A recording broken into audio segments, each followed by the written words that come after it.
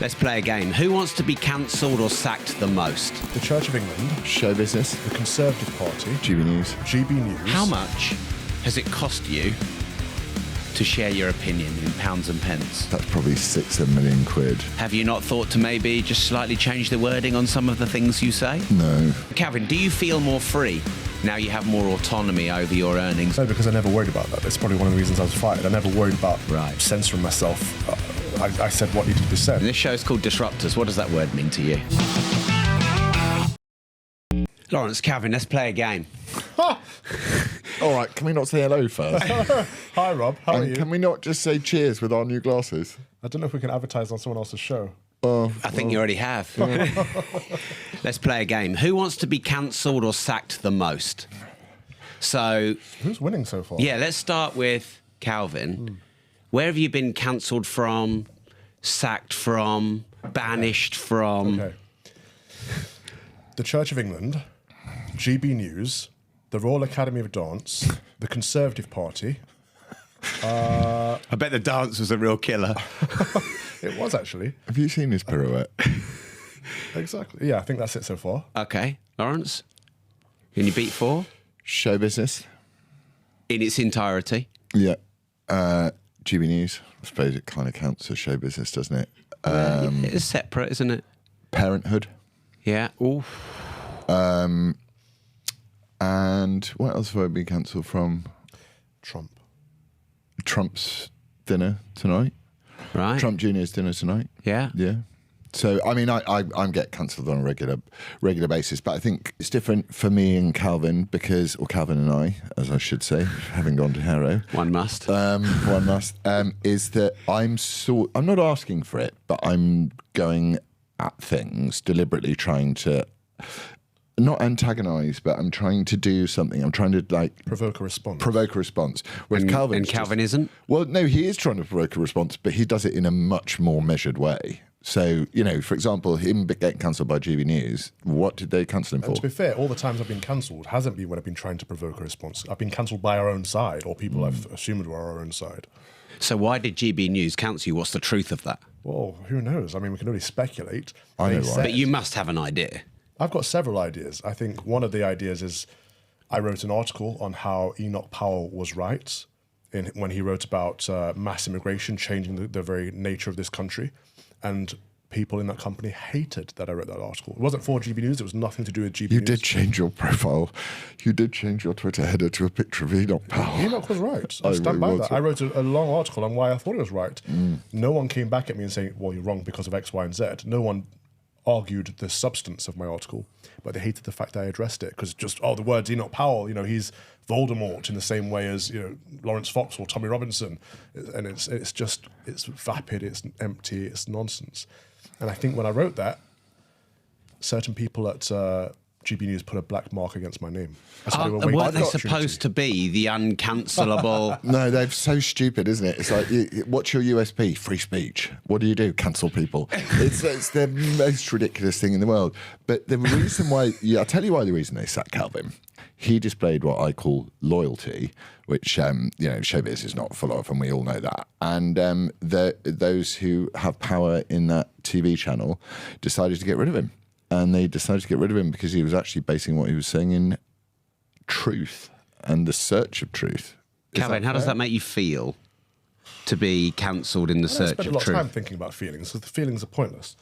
Well, they're not. No, they are. It is about. That's why we get Laurence on is so right. well. It's about the truth, and I don't think we can address. Why are the feelings truth. pointless? Well, I'll get to that, but I don't think we can address the truth without looking at what's objective, right? Yeah. I believe in an objective truth, and I believe that to be our God, Jesus Christ. And so everything I do, I try to bring him into it because I center my life on him, and that's the difference between so-called people on the right who are fighting for free speech or fighting for X, Y, and Z versus for people who are fighting to advance Christ's kingdom. And I think once you are fighting for a kingdom, once you're fighting for a spiritual war rather than a culture war, the whole perspective shifts. And so people who think they're our allies, people who think they're on the right side, aren't actually. They have their own agendas, they have their own motivations, their own career ambitions and goals. And this is why we've seen such a divide on the right, because there are those who are fighting for the truth and those who are fighting for themselves. But why I think feelings are less important than the truth is because they're subjective. We all have, feelings come and go, and they distract us, they persuade us, and the left fights on an emotive stance. They fight on how they feel. And that means what's right for them now is not right for them in 5 minutes. And this is why they're in a cancel culture. We have to be above the feelings. We have to be for the objective truth. Is there not an argument, though, that there is no such thing as truth? There is just an individual's opinion. There's an argument of that, but the argument would be wrong. Why would that be wrong? Because, I mean, do you not believe there is a truth? I believe that we filter all reality through an individual perception of which we have different experiences and upbringing, culture, environment. Then what unites us? Well, I mean, I'm not sure how's that relevant Because we're all to... united in a reality. That reality is... What probably unites us is a collective need for survival to be interdependent. That's probably what connects us. I don't believe that. And I think if we live It can't be that. individual Because perspectives, we have our own individual realities, our own individual truths. We make gods of ourselves, and then Yeah, That's so Richard. there's an individual whose perception. So whose truth is more important? well, than exactly. yours or mine? It becomes about you get the Richard Dawkins problem, which is that Richard Dawkins goes, God is a delusion. Don't believe in God. Believe in Richard Dawkins. So if you're going to have to believe in something, Yes. if you're going to have to believe in something, then why not believe in the thing that absolutely unites all human beings, which is our creation? We have to Otherwise, you believe in that- yourself. we have to agree that we're all created. Whether you believe we were created by God or But not, if there are... How many apparent gods are there? One. just the one. Well, to you. Yes. But I mean, Andrew Tate says there is only one God, and it's not the same one you believe in. Right. And? So he has a different viewpoint. Yes, from you. he's He wrong. has a different reality. Yes. And he's wrong. But it's wrong through your Right. lens. Some people think the earth is flat. They can believe that, but they're still objectively wrong. Yeah, okay, things that can be proven. Anything can be proven, given enough time. You can be That's possibly true. I mean, the universe probably a bit beyond our own scope of proof. but also look and we're at- only going to last 5 billion years and then we're going to be gone. So I don't think we can prove the universe yet. And we have new do you mean by discoveries all prove the the time. universe? Well, you said anything can be proven. Yeah, but what do you want to prove about the universe? We are in the universe. What do you want to prove about it? Well, I'd like to prove that. I'd like to know how it works. I'd like to understand the realm that so we're that in. is science. Science is discovering knowledge that God already knows. Right? It's discovering how His creation works. And also, when it comes to faiths and religions, it is worth having a look at them objectively. And But saying, if Calvin says there's one God, how is he looking at them all objectively to say that there's one? Well, you can look objectively at a God who has whose prophet had sex with children, whose prophet was a warlord, whose prophet celebrated murdering people, and then you have a look at the other God, and that was about loving your neighbour and obeying the word of the Bible, which essentially is not too hardcore when it comes to it. It's like, give your life to me and I will look after you. But God is about faith, and we have faith in God. But for those who want to be reasoned into it and want proof, He proved Himself. He came to earth as a man, fully God yet fully man, in the person of Jesus Christ. His presence is historically proven. His death and resurrection are one of the most historically proven events in human history. So, I mean, how much more proof do you want? Yeah, I mean, We've got off to I a don't really know that nice, that's proof. gentle start, which I love. We're all gentle at the beginning. This show is called Disruptors. It's not called Chillers. What are we disrupting? Well, I mean, I had no intention to go here, but I like going here. I disagree that there is one objective reality. I think there are a multitude of subjective viewpoints. I do not in any way challenge your faith, and I completely respect what you believe to be true and your desire to preach it and to teach it, because I do that with money. It doesn't make sense. You're like that meme then, where you see the number 6 drawn on the ground. One side's you're stood that side, I'm stood this side. There's a 6 there, and to me that's a 6. And you're saying no, it's a 9, and I'm saying no, it's a 6. And you're saying, well, there are two realities, and we both. No, I think it's a bit simplistic to say we're that. breaking it down to a meme, right? To Well, prove a you point. are. I am, think yes. that's overly simplistic. I'm breaking it down for a reason. I don't think I'm a meme. No, but we use memes to express our reality. That's the whole purpose of it. Well, no, it's an oversimplification. You can't express an entire reality into a number 6.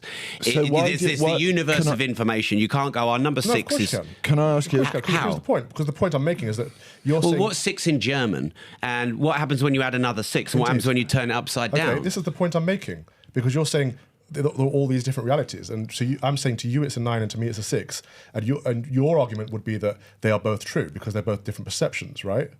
Well, my argument would be that we all have individual perception, Indeed. base our own education, perceptions, upbringing. This is what I'm trying to show. We may have planted me in a different place and you in a different place, and Tommy may have had different beliefs. Yes. And so you've been planted there through your experiences, your lived experiences, or whatever. I've been planted here through my lived experiences. But that 6 is on the ground. That 6 is right in front of us. To me, I see a 6. You see a 9. Well, no, I didn't say I see a 9. I have. It's a fictitious. But Ross, go with it. If I draw a 6 right here, if we come in the room, there's a 6 right here, and I see it as a 6, and you see it as a 9. How do we know which is true? Is my argument. But the thing is, we can sit here, and you can more with volition say that your one true God is factually proven. But just because you can talk me down in that more because you're more educated in that area, that doesn't make you right. I'm trying to prove a very important example. If we come in the room and I see a 6 here, you see a 9 there, how do we know who's right? Well, it's perception because it depends on which side you look at a 6. If we plant a 6 here, one of us is going to see a 9. Yes, that's my argument. That's what I'm saying. It's also mine. Right. So you would say it depends on our perception on where we are. I don't think my point is going to be that it's not. It's down to who drew it, because they know the truth of whether it was a 6 or a 9 that they drew on the ground. So my perception and your perception are irrelevant because there is an objective truth in that number. That's what I'm trying to say. Who drew the 6? Yeah, and that's the same for our reality. Can't argue with that, can you? You can say you have a perception. Yeah, but that's context. Well, yes, indeed. So that's context. I actually don't think there's a huge amount of disagreement here, other than the fact that you've got a back door open to the spiritual side of things. There's no back door. I'm not trying to escape. No, I'm just saying there is an escape route. Because, what's the escape route? Well, the escape route is to go, there is no God, all gods might be real. Oh, no, but I didn't say there is no God. No.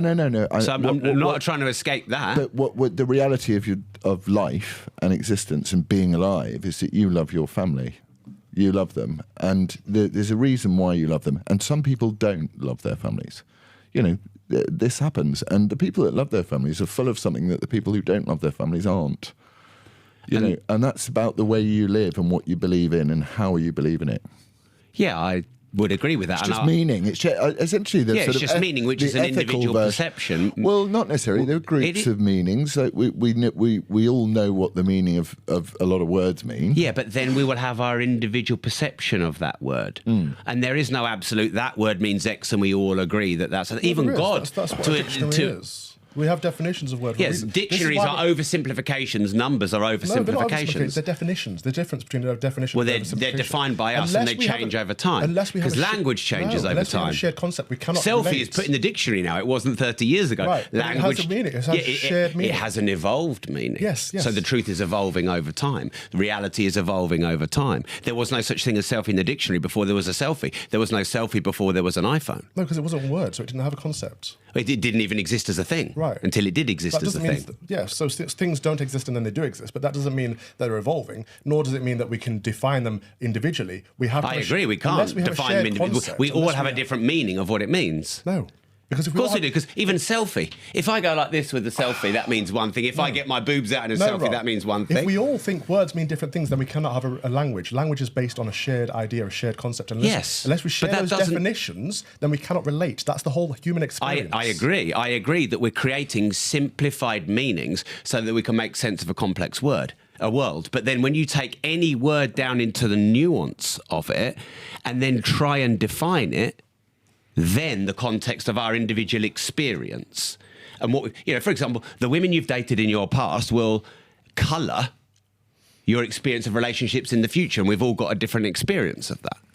I don't think I genuinely don't think we're really disagreeing, other than the fact that Calvin is saying that someone drew the 6. Well, you should he focus said on the there's 6. one, and you're saying one true God.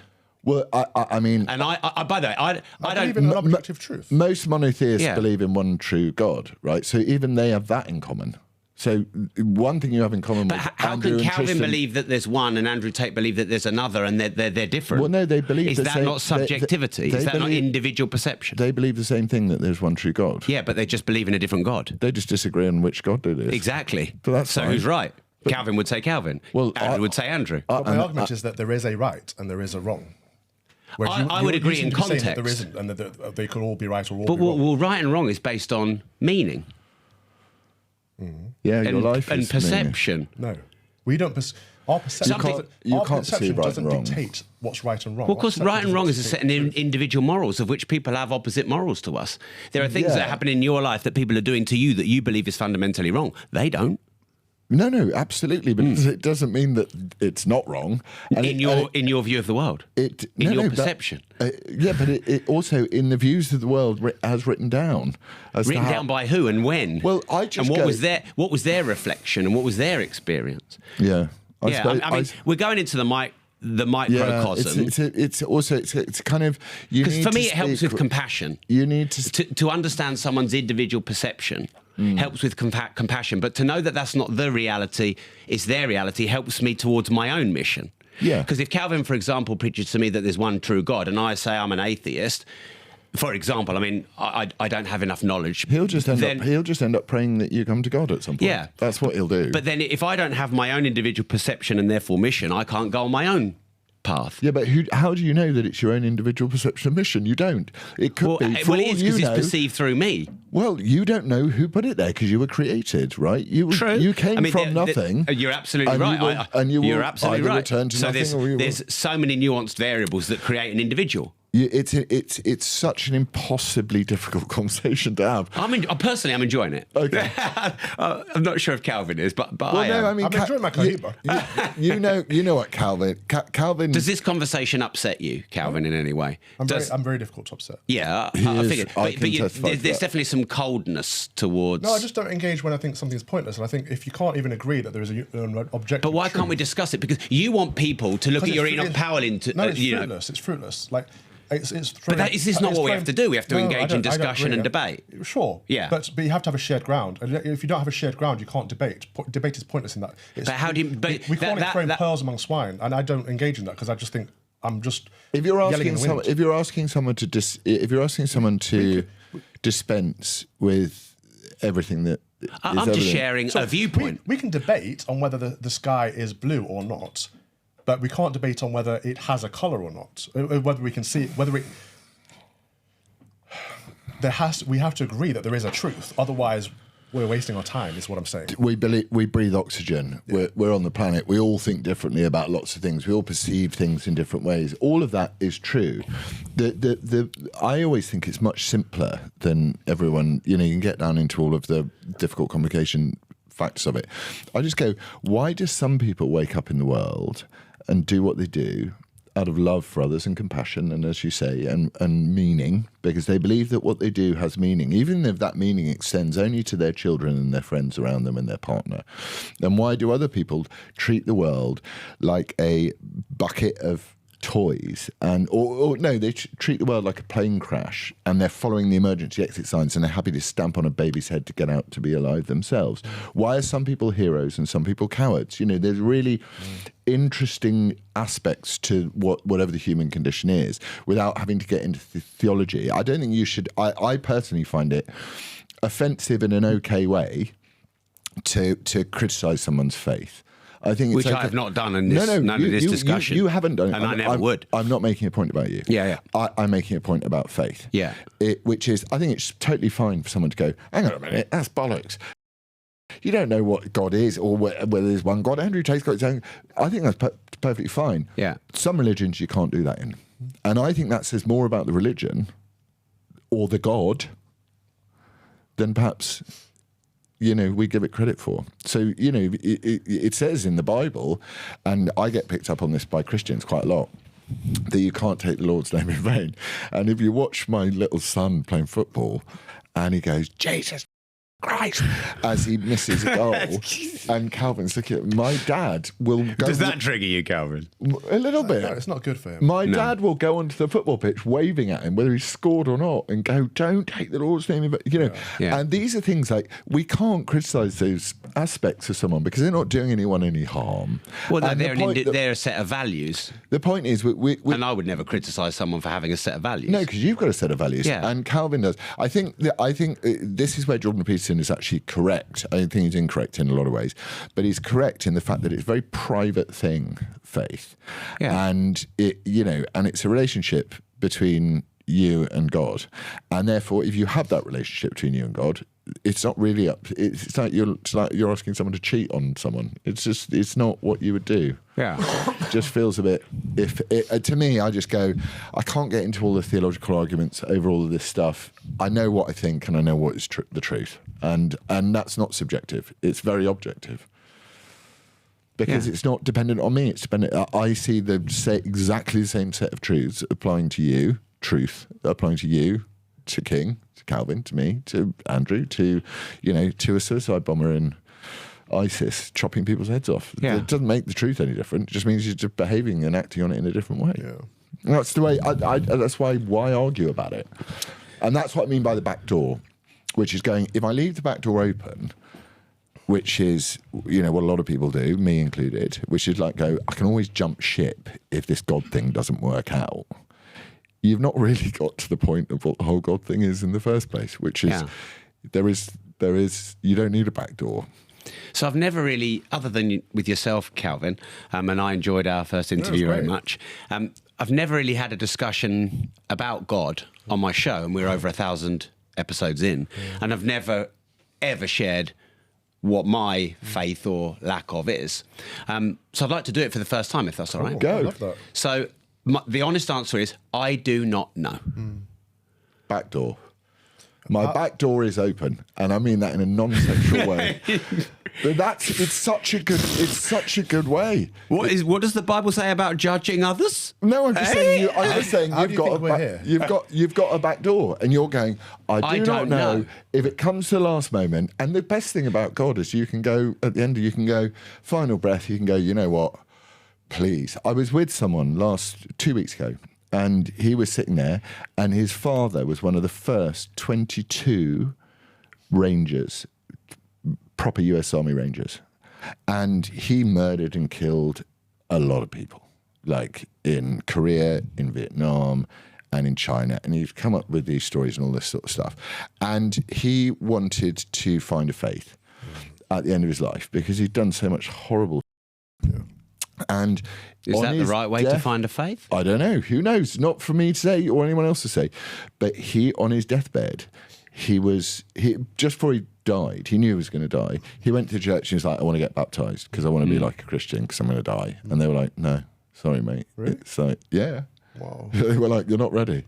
And he was like, is that not against the concept of God to not accept someone? They said you're not ready. You don't mean it. You want something different. Yeah. Anyway, he goes through his death spiral or whatever it is, and he's reliving all these battles. So he's calling in people to, and some of the stories, horrendous stuff that he'd done in his life for the USA. And he came to Christ on his last 2 minutes of life. And he said, and then he was ready. And that was it. It was more about that. Okay. It was more about going, it's not about... So I was talking to Calvin, I have a personal issue going on. And ultimately, it's so... You cannot take the weight of those issues by yourself. You can't. There's no human being on earth that can. You can't. You have to be able to pass them to somebody who can hold them for you. You have to. Okay, so you said me not knowing is a backdoor. It's an escape mechanism. Escape hatch if you need it. Well, I think that's your perception stroke projection. Have you seen the film Fury? Because you haven't even asked me any question as to why, yet you're judging that I've got a back door. If I say, how are we here? You say, I don't know. What do you think? How we're here? Yeah. I honestly don't know. Because I'm humble enough to know there's so much more I don't know than I do. Yeah, that's true. And, for example, when I ask people who controls the world and who controls the bank's money, no one can give a name.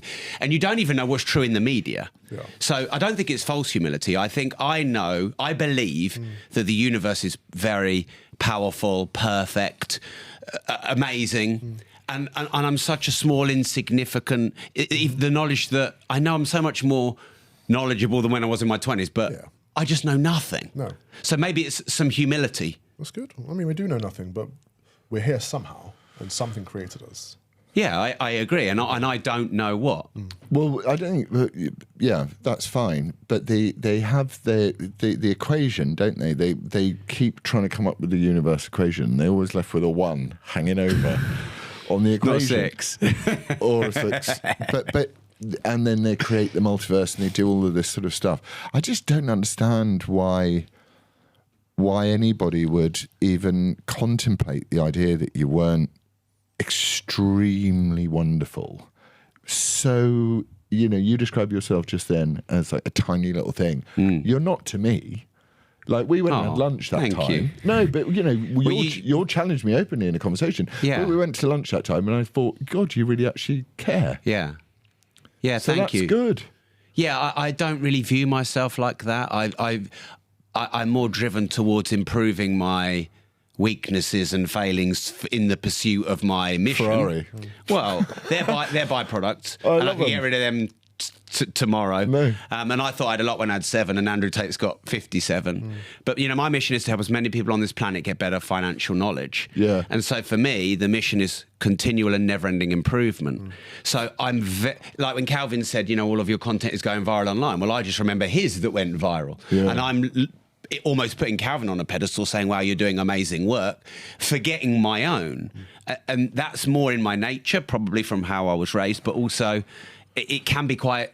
It's a label, but it can be quite entrepreneurial to do that. Do you have within your framework of life? Do you have a set of ethical standards that you will live up to, or are they flexible and nuanced as well? And does it depend on who you're dealing with? That's a very good existential question for me. That's a very deep question, which I find hard to answer. I haven't got written down a set of ethics and morals to live by. Oh, it's not the question. Do you live by a set of ethics and morals? Well, I assume I do, but I might not be consciously aware of what they are. Okay. I mean, I probably do follow most of the 10 commandments, to be honest. Do you apply those equally to people, even the people you don't like? I try to. So what is that? That is faith. You're just describing faith. That's what you're describing. You're describing the fact that we're all made in the image of God. And therefore, everybody deserves that treatment, whether they choose to destroy you with it or whether they choose to make you more wonderful as a result of it. You're describing faith. You're describing the way a thing that's not subjective. It's absolutely deeply objective in your mind that you are looking at people and you are going, I know what I am. And let's put aside the back door that it might or might not have come from God. And I'm going to apply this set of standards, ethics and understanding to you because I feel duty-bound and responsible to do so. Surely that's faith. Isn't that a description of faith? I don't know. I'm asking. What would you add, Calvin? If we don't have a moral compass to live by, then we become morally I got one in my hand. And if we're morally flexible, then we end up in trouble because it's about our self-interest.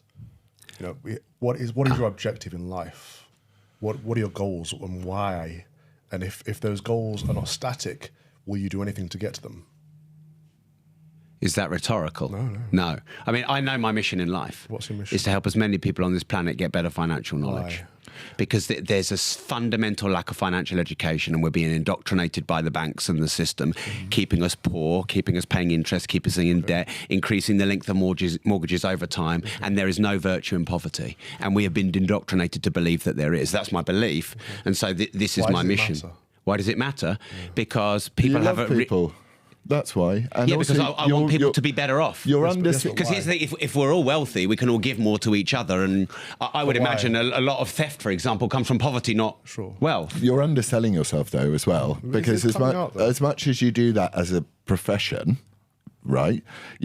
As a sort of side profession to your main, you have a huge business. You have no reason to do any of this stuff, but you care about the person. You're not just going, oh, I just want you to get richer, mate, and I don't care if you get richer and become the best crack dealer in London. That's not what you're saying. That's not riches. Yeah, what you're saying is people who are the sort of flip side of the coin, the other side of the 6, if you will. The 9 is the flip side is when life is difficult anyway, wouldn't it be brilliant if we took away one of the difficulties and one of the pains that people can become consumed by, which is the lack of ability to survive and sustain themselves, and probably because you're essentially making a decent equation, a secular but good equation, which is if you've got a bit more money, you're likely to be nicer to people. Which gives me two questions. Sure. What are riches? Well, wealth, the origin of the word wheel means well-being. And it's people have changed the meaning of it over time to be about money. I would say riches are to live a well life, to be healthy and long, and to be able to experience the wealth that this life has. And why should someone be restricted that? Don't we all have that equal right? And so why does it matter to you if everyone else has those riches? Well, it makes me feel valuable that I'm doing something useful on this planet. When I help people, especially in my field of expertise, I get a sense of fulfillment, which is meaning. Yeah. Well, I suppose the difference between happiness and fulfillment. I can get happiness making $1, but I can get fulfillment helping 1 million people make $1, and I make a small share. Yeah. So I guess I'm seeking fulfillment and value. You know, I want to be a valuable human. My self-worth in a feeling is high when I feel I'm being valuable. When I'm not, I start to go inside myself and I feel a lot of self-criticism. Right. Something I can really relate to. And no one's ever said this in this way, so I'm grateful for this conversation. A lot of my struggles and challenges, I fight them on my own, in my own head. Having endless conversations and pugilism in my own mind of my existence and my meaning. And I imagine from what you're both saying, if I had a faith, I probably wouldn't do that to myself. But I not even the thing that I find the whole thing so simple. So simple. I find the whole thing so complicated. So I just find it so simple, which is like Calvin. I was having an issue earlier, and Calvin was like, he said, "I'm going to pray for you," and he went, "Can you take away some of the inner pugilism, the inner angst? Please take some of the burden." And I'm like, I can't see, even in a world where I didn't believe anything. I'm stamping on the baby's head as the plane is crashing, and I don't care as long as I survive. I can't see how in any world that is not the most pure form of faith that you can express. And and therefore, to me, it's kind of unarguable. I don't really want. I didn't really want to get into the chats. The idea of the fact that this person arrived on Earth pissed everybody off. Like everybody off, hung out with the worst people in the world, and was really, really nice, and then got put on a cross, given a choice between killing him and Fred West, and they chose Fred West, and then brutally massacred this human being, and then that human being died, but so all of us could sin, and then came back, was resurrected, and gave new life to the world. To me, that's just like, I'm in. I don't even need to have a theological conversation about it. I'm just like, that explains the origin of my suffering better than any way I could ever explain it myself. You don't smoke, you don't drink, and you said you drink a lot of caffeine. Yeah. You've had 12 shots of caffeine today. Yeah. That's a lot, mate. Yeah. And probably an unhealthy amount. Says the man with the cigar in his hand. Absolutely. Yeah. But you acknowledge it. Yeah. And because you do it to fuel.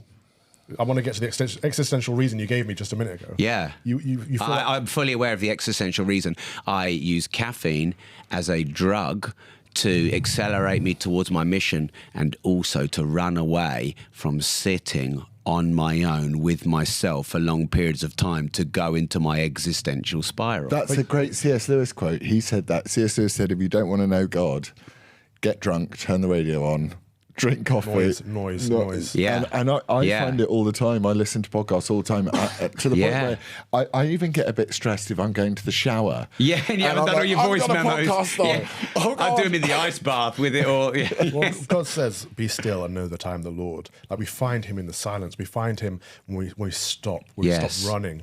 And in that moment, we all run from that because we're all afraid of that, because his voice is powerful. Right. And if you really want to know, if you want to get to know God, all you've got to do is stop and ask him. I had that when I was fishing, right, last week with Matt Hayes. So when I hate fishing for the exact same reason that I'd have to. So I went fishing with Matt Hayes, who's like my hero, fisherman. I used to watch him on TV when I was a kid, and like a lot of nice people, he can see me and he goes, "Come and spend some time away, just chilling." And I was sat there fishing, and there was a moment where I was like, I can't deal with this silence and the river and the fish and not catching anything. I go, and then this lovely voice just went, "Turn around." And I turned around and I just looked at this, like, I've never seen it. It was just like birch trees with ferns gathering all around them. And I just thought, that is amazing, and immediately felt peaceful again. Yeah. So there is that, like, that scary bit, like putting your trainers on before going to the gym. Yeah. Where it's like, I don't want to do that. I don't want to do it. But when you're actually in the gym, you're fine. Yeah. And I think that analogy probably follows through all of these things. That if we're in an inner turmoil in our mind, what do you need? Release from that. Help, or at least some help to think it through, even if you believe in yourself, to go, can you take this weight off me? Because it's so heavy, I can't carry it. You see, where I've addressed that is I felt like that's a weakness of removing my own personal responsibility and accountability. Because I believe that anything that's happening in my life I've created, attracted, and all the things I'm currently struggling with, I believe I've created and attracted them. There's a greater meaning behind them, and some of my best lessons, the blessings will be in the stressings. Right. So for me to go, take this away from me, feels like an abdication of my own responsibility to solve my own problems. I think that's what Jordan Peterson's problem is as well. So when Jordan Peterson goes, it's all about personal responsibility, you know, and he was so right about that. And he started talking to people and going, you know, be responsible for yourself, make your bed, you know, be proud of yourself, treat yourself like someone you love. No, you pay a cleaner a good wage and you get her to make her bed and you give her extra tips. Well, there's something in what you're saying, though. You're embracing your suffering because you're finding the blessings in your suffering. Yes. That's important. Yes, it is, because they are your best lessons, surely. And they're sanctifying, they're forming, they help you create a better person out of yourself. Yes. Right. Yes, because how do you improve unless you're challenged? Right. But also you said... But that's not... What one doesn't preclude the other. What doesn't preclude what? So you don't have to take on all of your own sufferings without also knowing that there is someone there walking alongside you. Yeah, well, that's what I've not discovered in life yet. Yeah. Are you open to that? Would you be open to just... I'm open to anything, I suppose, caveat asterisk. When was the last time you took a proper break? Like, stop being productive. I haven't had a day off in decades. I love it.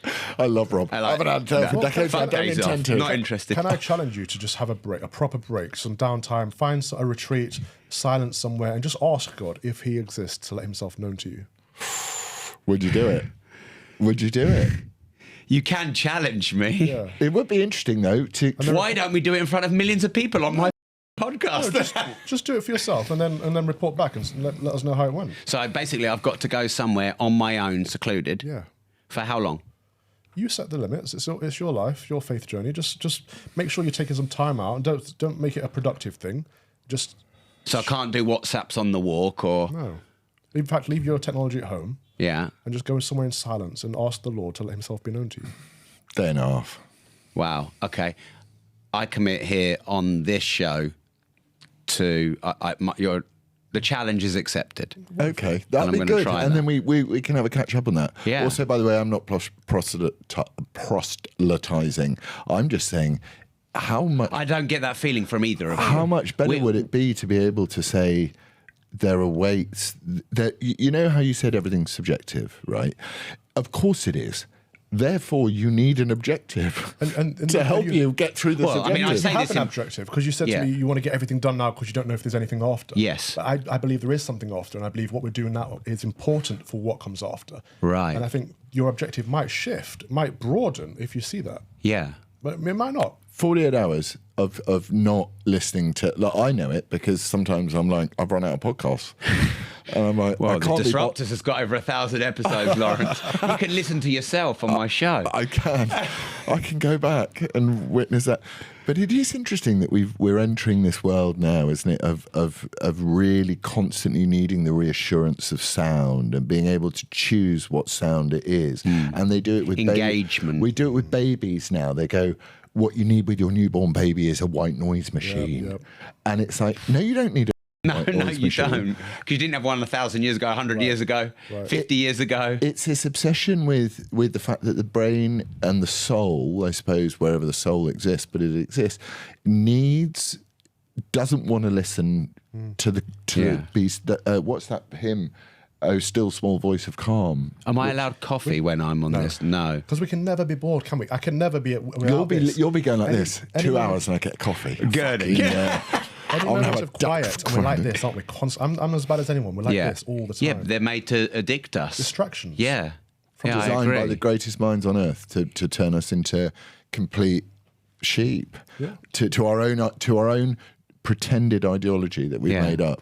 So I've got one. I mean, I totally. Have you seen what Elon's saying about OpenAI in Apple products? Yeah, he's been all dissing it completely, hasn't Well, he? it's brilliant that he's dissing it completely. You know, Because we are complicit in some of the things that aren't good for us We're the because we don't consumer. question them. It's in our nature Yeah, and what, to be complicit in? to sin, to do things that harm us, to go against what's good for us. that's why it's all fun.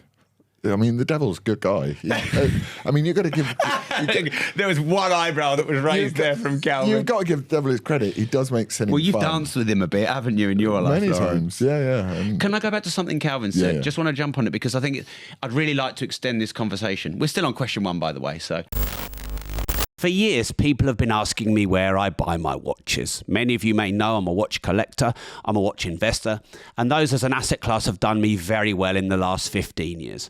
I have never shared where I source my watches from or my watch dealer until now. My watch dealer used to be a professional footballer for Manchester United, and he formed a watch brand called Broadwalk, and he sources the higher end brands like Rolex, Audemars Piguet, Patek Philippe and Richard Mille. I trust him, I've used him for many years, and recently we've done a partnership. Hence I'm inviting you, if you want to start investing in watches and protect your money from the banks and inflation, to check out Broadwalk. That's BROADWALK.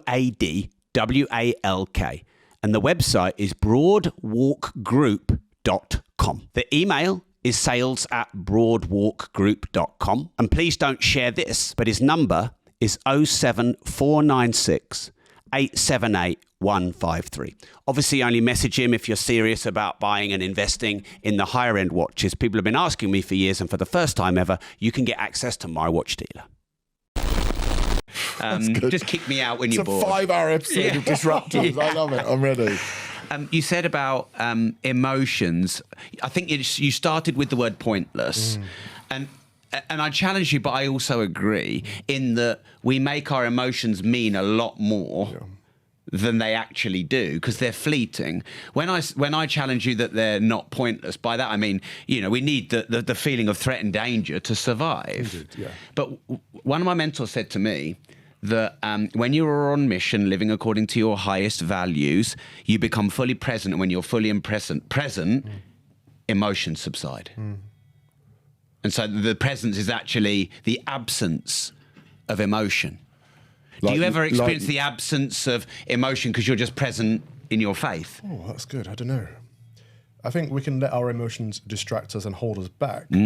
They can be powerful if we can channel them the right way. Like anger into a mission, for example. Right, exactly. Yeah. This is why we say not to react instantly if someone. Your friend here, he needs this advice, doesn't he, about not reacting instantly on Laurence knows Twitter. it. Lawrence said this That's an why hour we're ago. friends.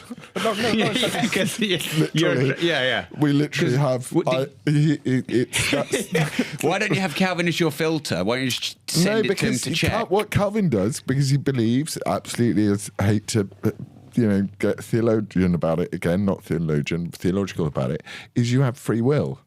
So Calvin will say to me, I mean, a businessman's way of saying this is it's better to ask for forgiveness than permission. Yes. Right. So that's the acknowledgement of free will. And then just quickly link this back to emotions. The more heightened our emotion or lower our emotion, the more it's controlling our will. Yeah. That's my major weakness, and it's you're emotional. Well, Calvin. I mean, correct me if I'm wrong, but he's like, it's sort of like you care too much. Calvin says that about you, and then you act on your caring, and has a negative result. Because it becomes all about our will. And the Christian message is we're supposed to empty ourselves of our own personal desires and our own personal will and to be filled with the will of God.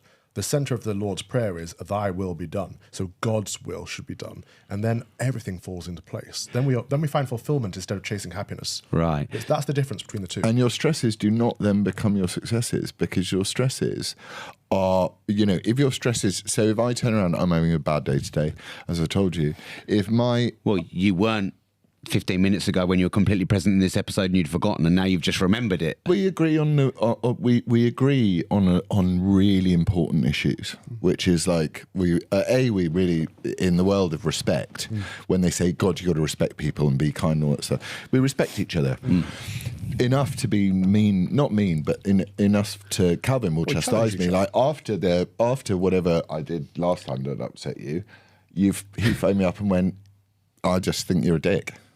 And you shouldn't have done that. I didn't use those words. But so what we're arguing over, or we're talking, but that can be love, can't it? Yeah. Surely that's love. But we're talking about, then you're getting into the nuance of an issue.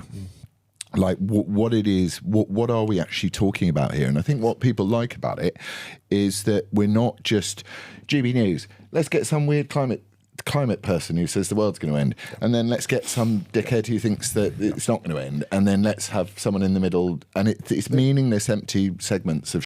This is it. So this is why the first part of this conversation didn't work too well, because we're so far apart. But right? I thought it did. Well, because we're here now. This is great, but the first part, you said I was being cold. We were too far apart in our beliefs, so we couldn't get to the nuance.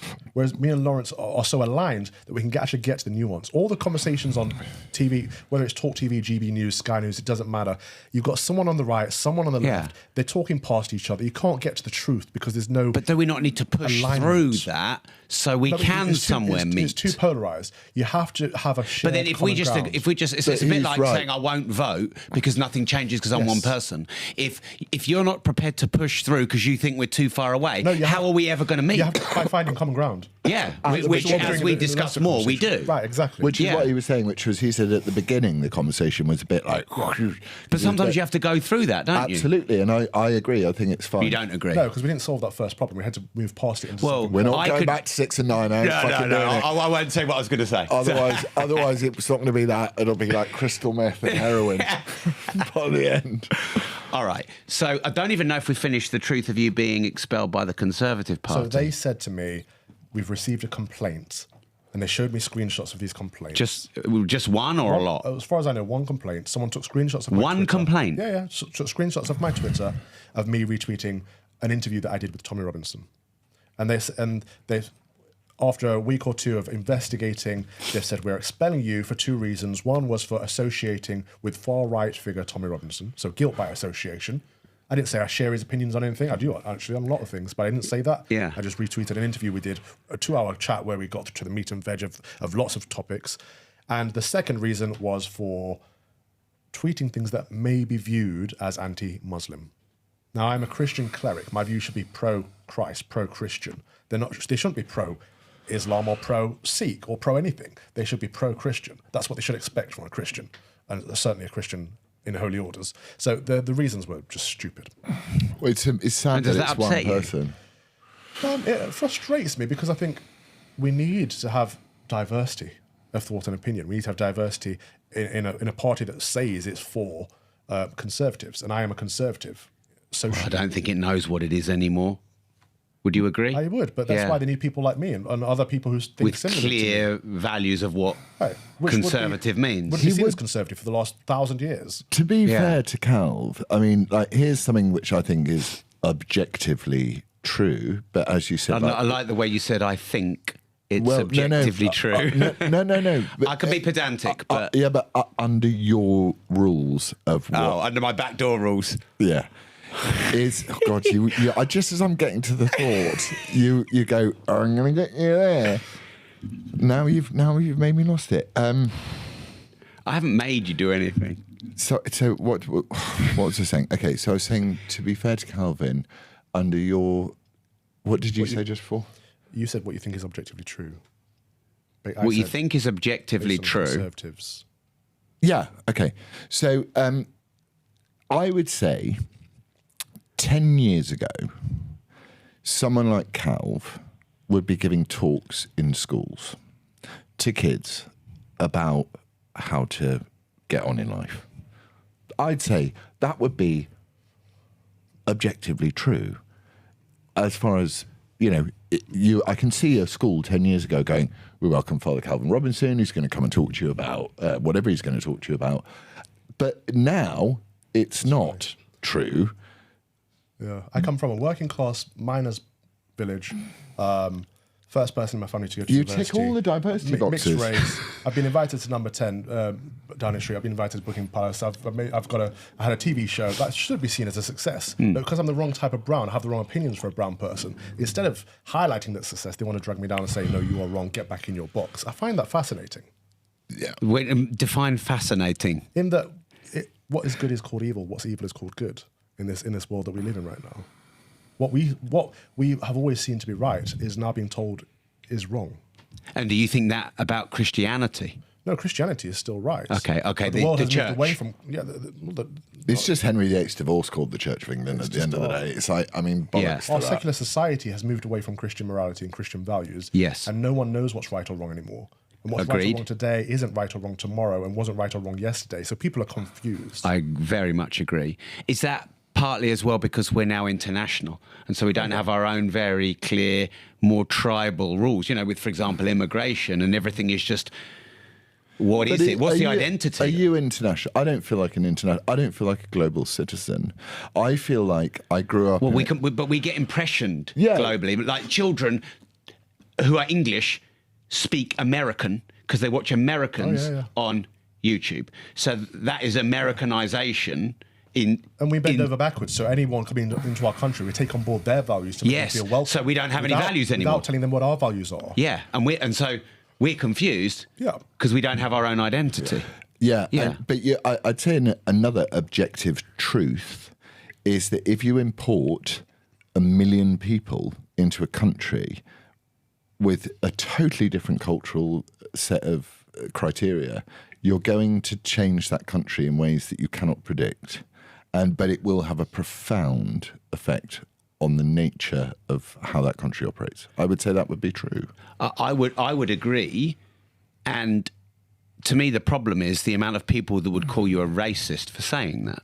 Oh, fine, I'm done with it. They already killed the meaning of the word racist. It's finished now. And they're a minority. I honestly believe the vast number of people in this country still hold to our values, still hold to traditional British Christian values. It's the elite and the snobs in Westminster and in that bubble, whether they're media or politicians, it's them that are the problem.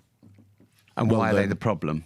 Because they don't have clear moral compass. Well, look at Nigel Farage. He's getting stuff thrown at him because he's actually out there and amongst the people. Yeah. That's why he's getting stuff thrown at him.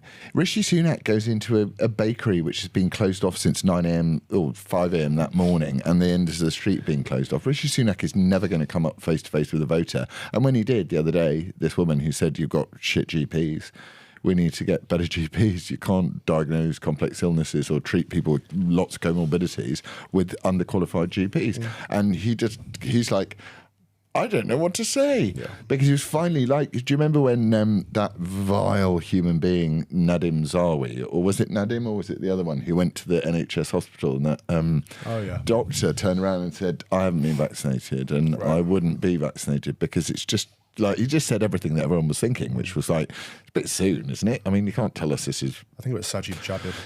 Savage Javid, yeah.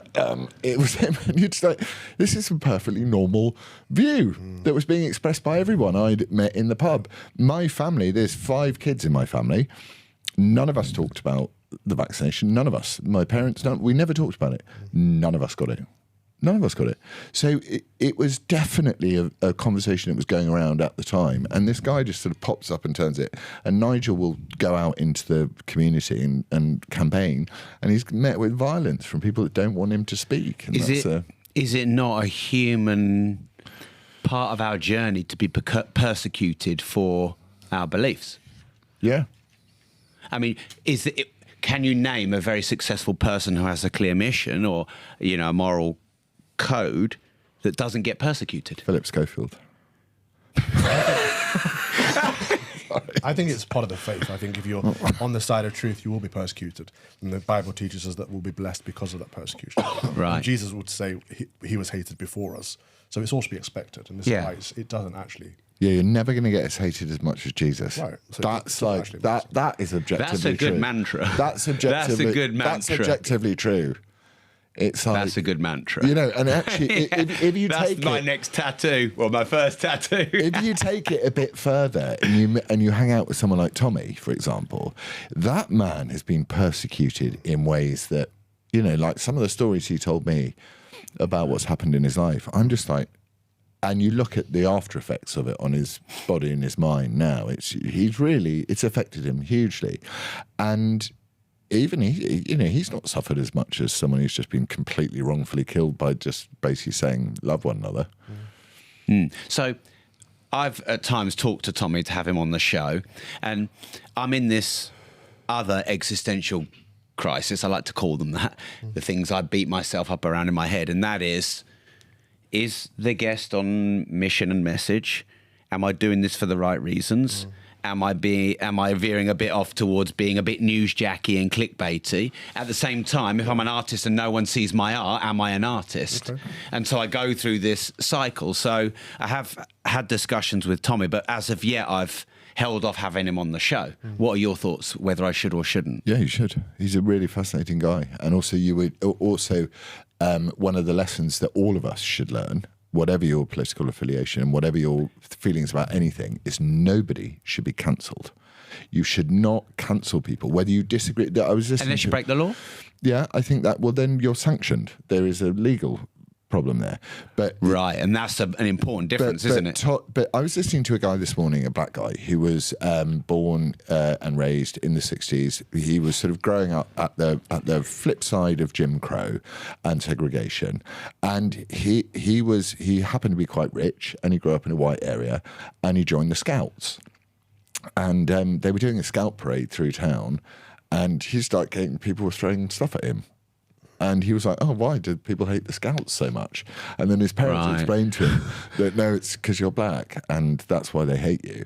And he said that one formative moment in his life made him go, I'm going to go and talk to all of the most racist people I can find to find out why they're racist and help them understand that I'm just another person just like you. That's interesting. And he was really fascinating. And that's quite common.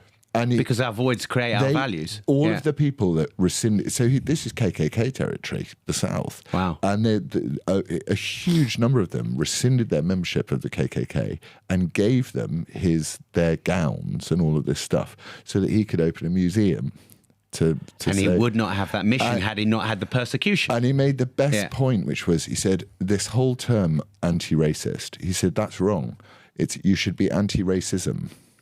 Which is much better. Yeah. Because the racist is just a person.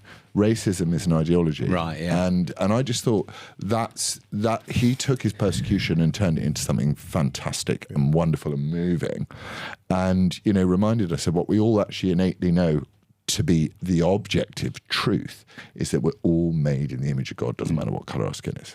Amen. And you're called a racist for it. For saying that, you're called a racist. So that's what I find. And so why has Tommy Robinson been, branded like a cow as this extreme racist? Because no one was paying attention. And Tommy Robinson was... I was with Mark Stein last night, and he said, you have the same problem as I have. You see things way before they happen. So he said, you when I called out Meghan Markle, he said, now you could say Meghan Markle's a whining bore-off on mainstream media today, and it would be like, yeah, whatever. But when I said it, it was Satanism. In the same way as when he said that... Well, because you said it early. Because you call it early. So Tommy... And you're misunderstood. Tommy was calling this stuff years ago. And what we did was we allowed him to be cancelled. When I say we, I mean all of us. Even those that intended for him to be cancelled and those that didn't. We allowed it to happen, and we shouldn't allow it. Cancel culture, the cancelling of someone's views, however abhorrent they are. As long as they don't break the law. Well, as long as they don't break the law. But these Ku Klux Klan people, this guy, they were breaking the law. One of them was in jail for the attempted murder of and lynching of 2 black guys. And he went to visit him in jail and spoke to him. So I don't think it's about the confines of bars and walls and boundaries. It's more about what you're willing to deal with in your own head, what you're willing to discuss. That's the limits of it. It's not, but cancelling someone saying, right, we want Milo Yiannopoulos off Twitter, we want Alex Jones off Twitter. It's like, whether you agree with Alex Jones or not, doesn't matter. He has a right, in exactly the same way as you do, to express a view. And in the same way as these vile Islamist twats who walk around London going, I want to kill Jews, they have the right to do it. But at the same time, but surely when it gets to inciting hate and war, not hate, violence. Right. But incitement to violence, it should be a crime, and absolutely should be a crime. And those people should be arrested. So the problem I see at the moment is it's more trial by media than it is trial by law. Yeah, exactly. Yeah. How much has it cost you to share your opinion in pounds and pence? Like, how many lawsuits? How much have you had to pay? Just be a bit before lawsuits. Where are we now? I'm on year 5 of the Laurence Fox mission to try and tell people that I'm not. Sorry, just in pounds and pence, that's probably 6-7 million quid. It's costing without the that's pre-lawsuits. Without the lawsuits, it's cost you £6 to £7 million. Yeah. Have you not thought to maybe just slightly change the wording on some of the things you say? No, because it takes. Didn't you just lose a case about money for 108? Yeah, but how could that money be invested more? Because I believed that the judiciary in this country, if you're going to challenge... It's not about money, but the money is the fuel. Mother Teresa still needed backing. Gandhi was expensive to travel around the world. To save the money. I have backing. No, but you can be elegant with your language or know the law. I believed, because they did throw out her case, Nicola Thorpe's case, I believed that the way that you tell whether you live in a fair and open society is by asking the judiciary a very simple question: am I a racist? And if it's defamatory to call somebody a racist, are you going to do that? So I thought, I could have done it with Yasmin Alibhai-Brown. She called me a racist on TV. It's the only episode of Jeremy Vine that's not available to download. And the reason is because she defamed me terribly. And I was And you didn't sue her? I was stupid. I said to her, take that back, otherwise I'm going to sue you. And she realised in an instant that she just defamed me badly on national TV. So I thought... And I still defamation should cost, I think. There should be accountability for that. It ruin someone's business, their livelihood, their family. Yeah, but all of that has been ruined by me, and I haven't been rewarded for it financially at all, but I've been rewarded for it in ways that are much more interesting than money. So it's cost you £6 and £7 million in the 5 years of... That's just in lost earnings. In lost earnings. And then didn't you have £180,000? Wasn't it? And wait for the £2.5–3 million costs order that will be made as well. Yeah. How does that make you feel? It makes me feel like look, some of us are lucky enough or unlucky enough. I sometimes often feel it's unlucky enough to be in a position to try and stress the system, to try and see if it works. And I wanted to know whether the judiciary worked. And in my view, it doesn't. So I think that we are finding out that our foundational national institutions, all this sort of stuff that we're all worried about, is real. And I think exposing that is priceless, actually. I mean, there's no amount of money I wouldn't spend on that. In the same way as there's no amount of money you could get me to sit on a film set with a woke actress. Like, none.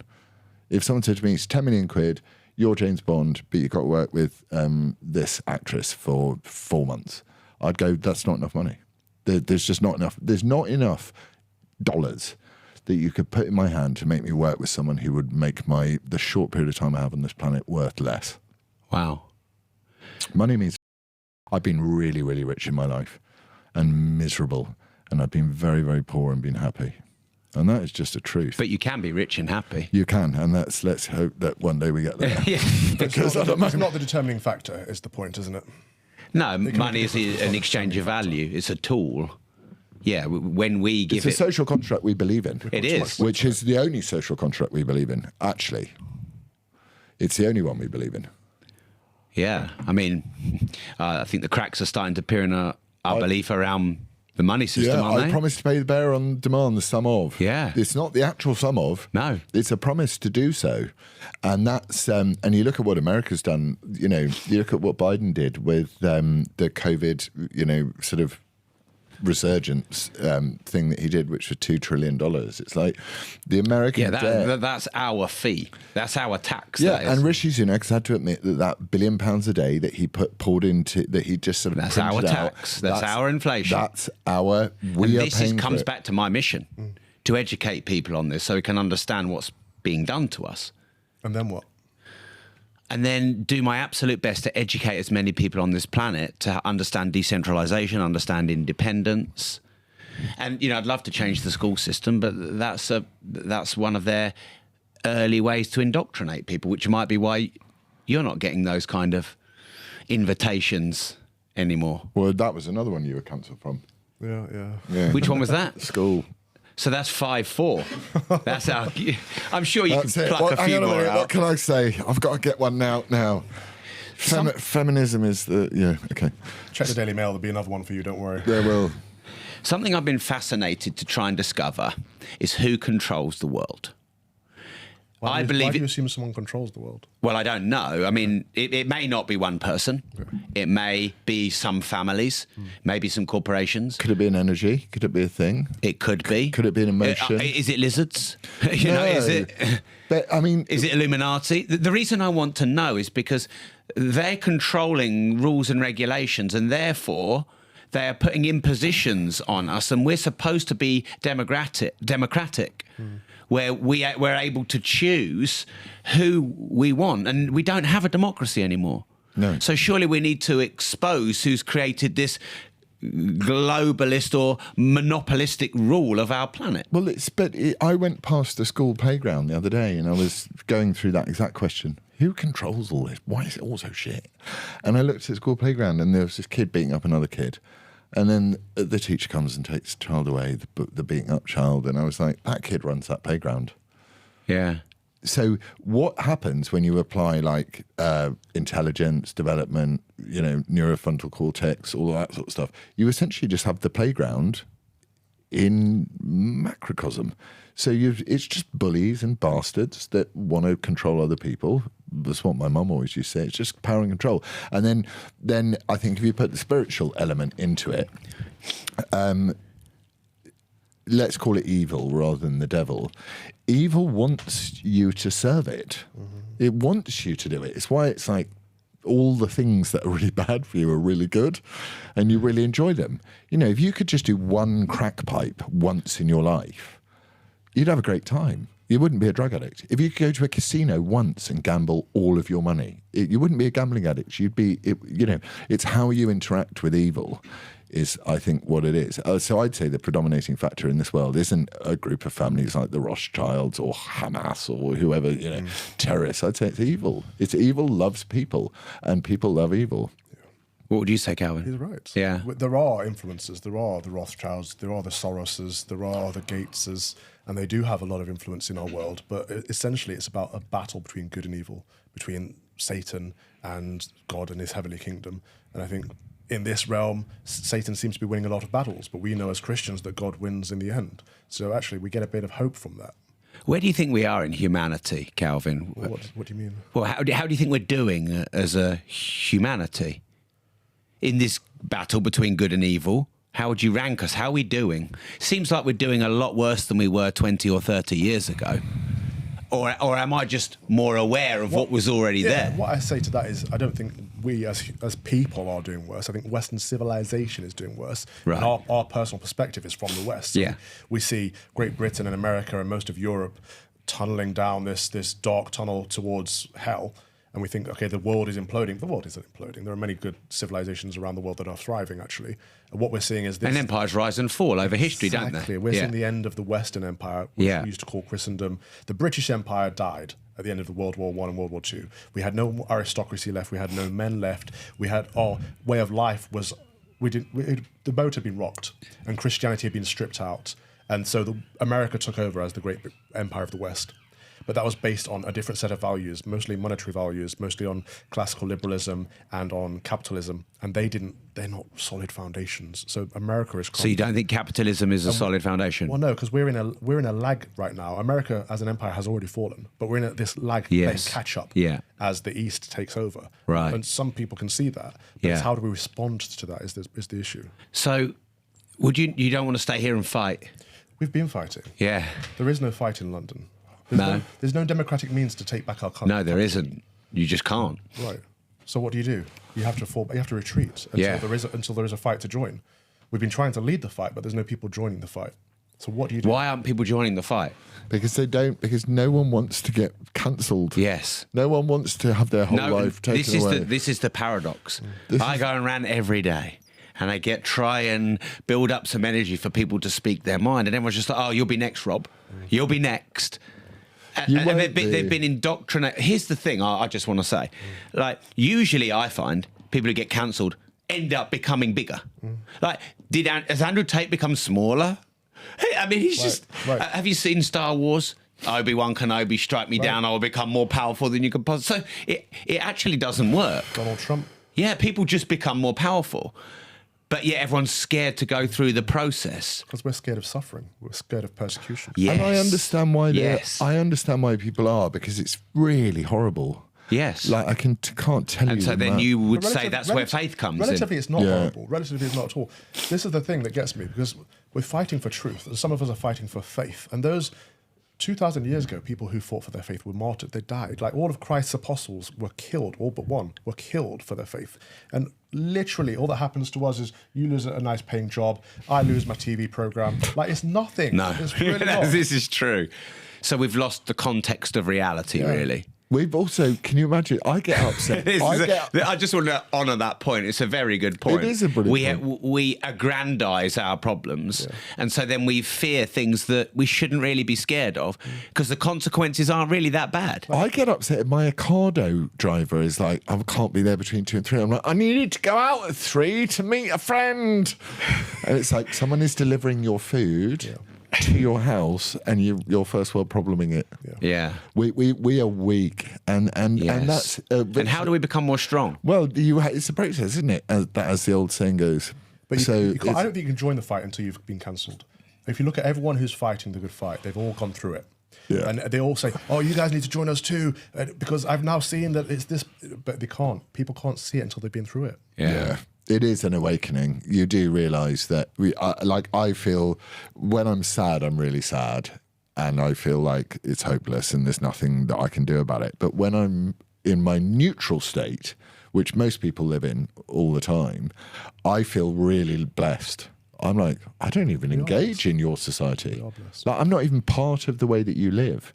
Like, your concerns and worries are not mine because I'm dealing with them when I'm down, and when I'm up, which is, rarely, I'm just good and I'm really, really happy, and I'm happy for sincere and genuine reasons. But my middle, my freedom existence, if you will, for want of a better term, is so much more fulfilling than, oh God, I just don't want to say anything. I just got to get through the day. I've got to get home. I need a gin tonic, and I'll speak to the wife and the kids, and I'll do that. Which is 90% of the people I know. And then the narrative that's pushed is that you have to be successful in this world, and to be successful is to have money, which is aligned to your argument, but different, because once that's your objective, you won't say the truth. You won't say things because you'll protect your image in order to protect your promotion, or protect your next job. If your objective is the truth, then you will always be persecuted. You will always lose your jobs. You will always lose out on promotions, but you will be fulfilled because you've been living in the truth. And that's far more important than what the world tells you is success. So this is a very powerful point. Because I wanted to ask you, Laurence, does the truth really set you free? Because the truth's cost you a lot of money. Yeah, I don't really care. And you've had a lot of pain in your life for what you perceive as the truth. So does the truth set you free? Yeah, of course, because the truth is the truth. Sorry to go back to the 6 and the 9 I'm listening. I'm not. But I've moved on from that one. I'm like in the space Calvin's right now. The truth, you can't avoid it. So all your efforts to avoid it. Yeah, because if you don't speak it out, you feel the conflict within, don't you? You can't know the truth unless you start trying to speak it. And then also... But then people are scared of the reaction, so they hold it in. What comes next? I believe I will go to heaven because I'm living in Christ. I'm living in his truth. If I held back that truth and lied and skirted around the fact, said, yeah, of course you're a woman. Of course you can change sex. Of course this and that and the other. I don't think I would. If I lived in the lies that society wants me to live in order to reach their level of success, I don't think I would go to heaven. Or be controlled by them. Right. Control is a funny one, actually, as an idea. Well, money is one of the greatest ways to control. I wake up... If I give you just enough to live and make you believe that you should be happy with that, that's a great way I can control you. If I give you a 35-year mortgage, it's a great way I can control you. By pretending that you can get more. Yeah, because when you get more, you give more of it away to the government. You know, people don't know. Sorry to take it financially, but people... I need to say this. Even before you give it... Go on, sorry. People don't understand how much they pay in tax. Oh, yeah. And it is 70% of what you earn and what you spend if you're a relatively high rate taxpayer, and it's more than 50 even if you're not. Because there's 5 types of tax when you own a car. And when you put fuel in, there's 3 types of tax. So if people actually sit and think, okay, so 70% of what I earn, because really you should have tax on what you earn or what you spend.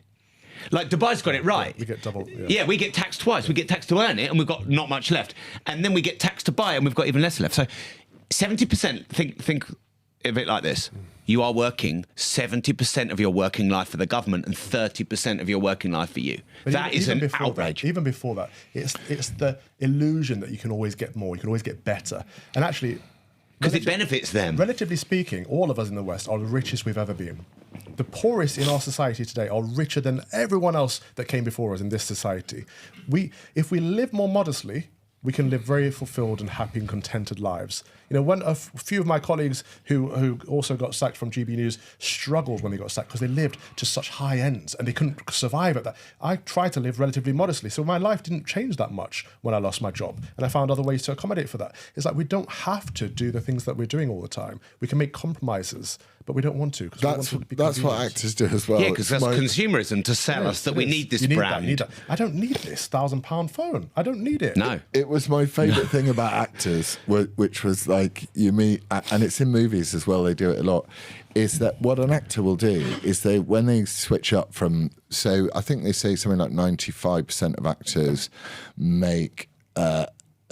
don't make a decent living out of acting. 60% of actors make above, so 40% of actors make above the average national wage. So you're talking about very few percentage of people that are actually doing well out of acting. Probably the same with football. Probably most of them are in the minor leagues, not earning a lot of money. I think the same in most things. But what's so hilarious is what actors do, and I'm sure footballers do it as well, and other people do it, is unless you're Matt Letizia, who just sticks to Southampton and now has to earn a living because he didn't take the 50 grand a week for Blackburn Rovers, is that they just expand their life, and you just increase your square footage. And I've never been. So when I first got married to Billy, I said to her, I want to have lots of money and a tiny life. So I want to live in and I remember exactly what I paid out every month. It was about 1,250 quid of my side of it. And I was earning 10 grand a week, more than. And I had loads of money and I lived a tiny life and I was really, really happy. And it was great. And then when you get richer, you go, let's get a place in London. You get a place in London. Suddenly everything starts being like, well, outgoings are 10 grand a month now.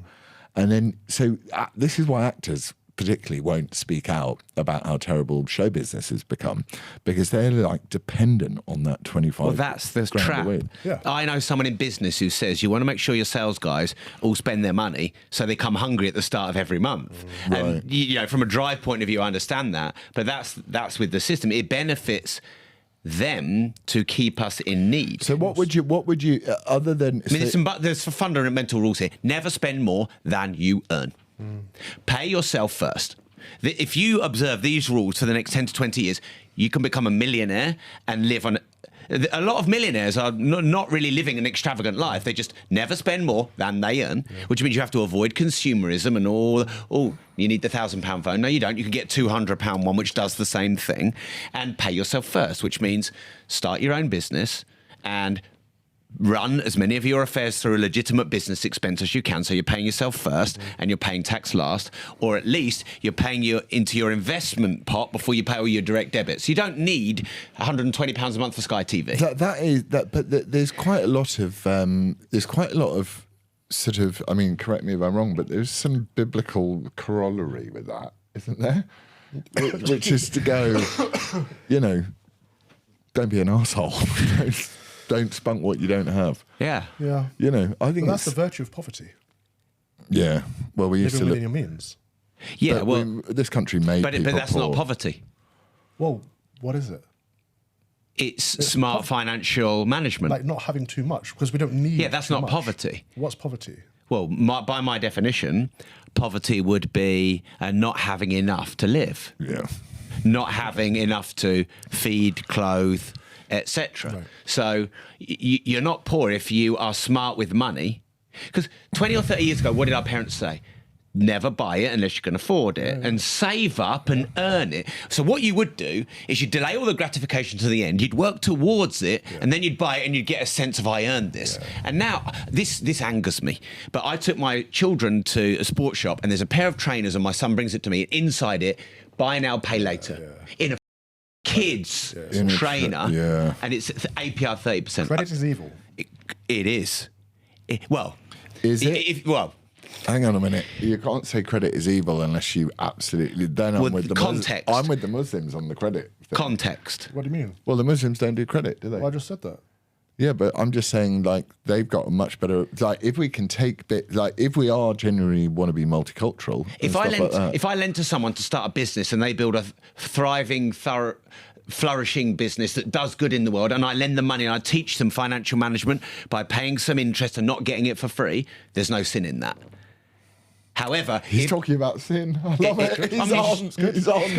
Yes, but it always comes. Don't mock the fact that you've hooked me into faith when you were selling me faith earlier. I'm not.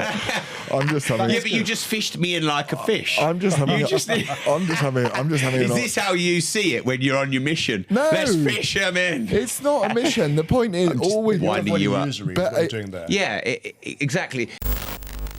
Now, I've been on a mission for 17 years to help as many people on this planet get better financial knowledge. If, like me, you'd like to make, manage and multiply more money, I recommend that you join my digital financial freedom platform. It's really easy to join. You just type in rob.team. There you're going to learn my 4 M's of making, managing, maintaining and multiplying more money. And the even better news is there's no risk to you because it costs less than 20 pence a day to join. You can cancel anytime. Join right now. I'll also give you my 12-week Money Mastermind University completely for free. It exposes the banking system and teaches you how to play them at their own game. If you join rob.team right now, you get that completely for free. Just type in rob.team. I'll see you inside with the 10,000 other members in rob.team. If you're marketed falsehood, i.e. you'll look good and have a better life when you've got these trainers you can't afford. Yeah, it is. And what angers me is it's the gateway drug. 30% APR on a £100 pair of trainers is not a lot. It's everything else that's on 30% APR for the rest of your life. And they don't want this information in schools, just like they don't want your wisdom in school. Like they don't want to teach kids about anything that you would like. If you went into a school and taught a child about maths and understanding and accounting. Catherine Burblesing was the only one that let me in. Really? And she's got a very independent you could school. Start a school. Sorry? You could start a school. Yeah. Well, that's exactly what I've done. Okay. Yeah. I got all of these stuff with kids, and it's like, the problem is that you're the problem, not us. Us, the school, who are teaching you this, which is going to be no use to you at all in life. Algebra being an example. No, maths is a good skill. Algebra is the application of it. Have you ever used algebra? Sure, I don't know. Have you in ever? Programming, yeah. Okay, in I'll programming. tell you what makes me laugh. The recorder. Do you remember that? Yeah, that's good. I like the Introduction to recorder. music. No, but also but you can play Three Blind Mice, but you don't have financial education. It doesn't matter. You can the understand sound frequencies of different notes. If you have good math skills, which is what schools pass on, then the parents can teach you good financial education, how to apply those. So you think it's the responsibility of the parents, not the school? Education is the responsibility of parents. Absolutely. School is supplementary. School is to help parents. You've just picked a wound in me. But this comes back to Rich Dad Poor Dad, doesn't it? Which I'm sure you've read. Yeah, of course. This is like setting you up for life based on who your parents are and what they know, and they pass that knowledge on to their kids, and then on to their kids. This is why you have old money versus new money. And what do you think then about homeschooling? Because, like, the best way forward. Yeah.